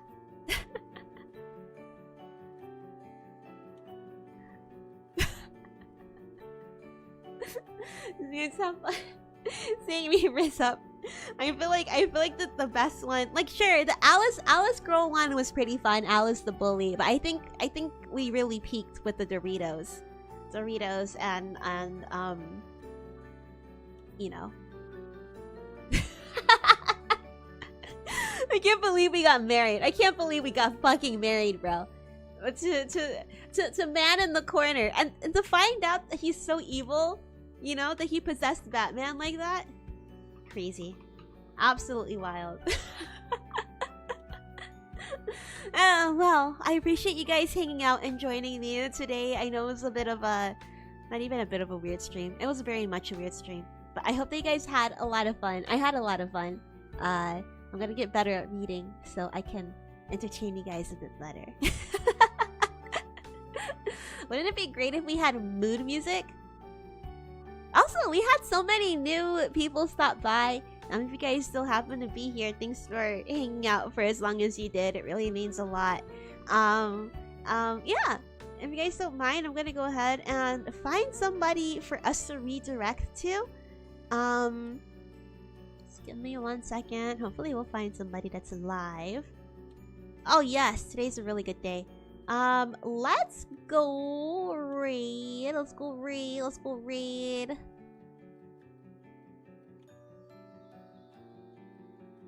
That's a lot of people. Alright, let's go read Mickey from Specialite Ian. She's doing, Bread and Fred. What is Bread and Fred? Is that like a platformer? Well, she's playing Bread and Fred, blah, blah, blah, blah, blah. Just, yeah, go ahead and wish her a good stream. If she asks what we did today, we'll just say we were chatting, okay? We don't have to tell them that we cucked an AI. No, we didn't cuck an AI. We got cucked by an AI. Don't mention that. I think it's my first time rating her, so we gotta make a good impression. Anyways, this is not the last stream of the week. We have a few more streams left for the week. We have 2 GTA 4 streams coming up on Friday and Saturday. I'm gonna try and work really hard to get through the main campaign so that way we can move on to our next game, which I'm honestly I'm thinking it's gonna be Red Dead. It might be Red Dead. Anyways, I hope you had as much fun as I did. Thank you so much for taking the time out of your Wednesday to come hang out with me and do this little stupid thing. If you've been sitting down for as long as I have, I go ahead and I encourage you, stretch out your legs. Go walk around your room for a little bit because I know my legs are gonna need a bit of a stretch. Grab yourself a snack and drink some water and have a good rest of your night. Thank you again, and I look forward to seeing you guys on Friday. Until then, I'll see you soon. Bye!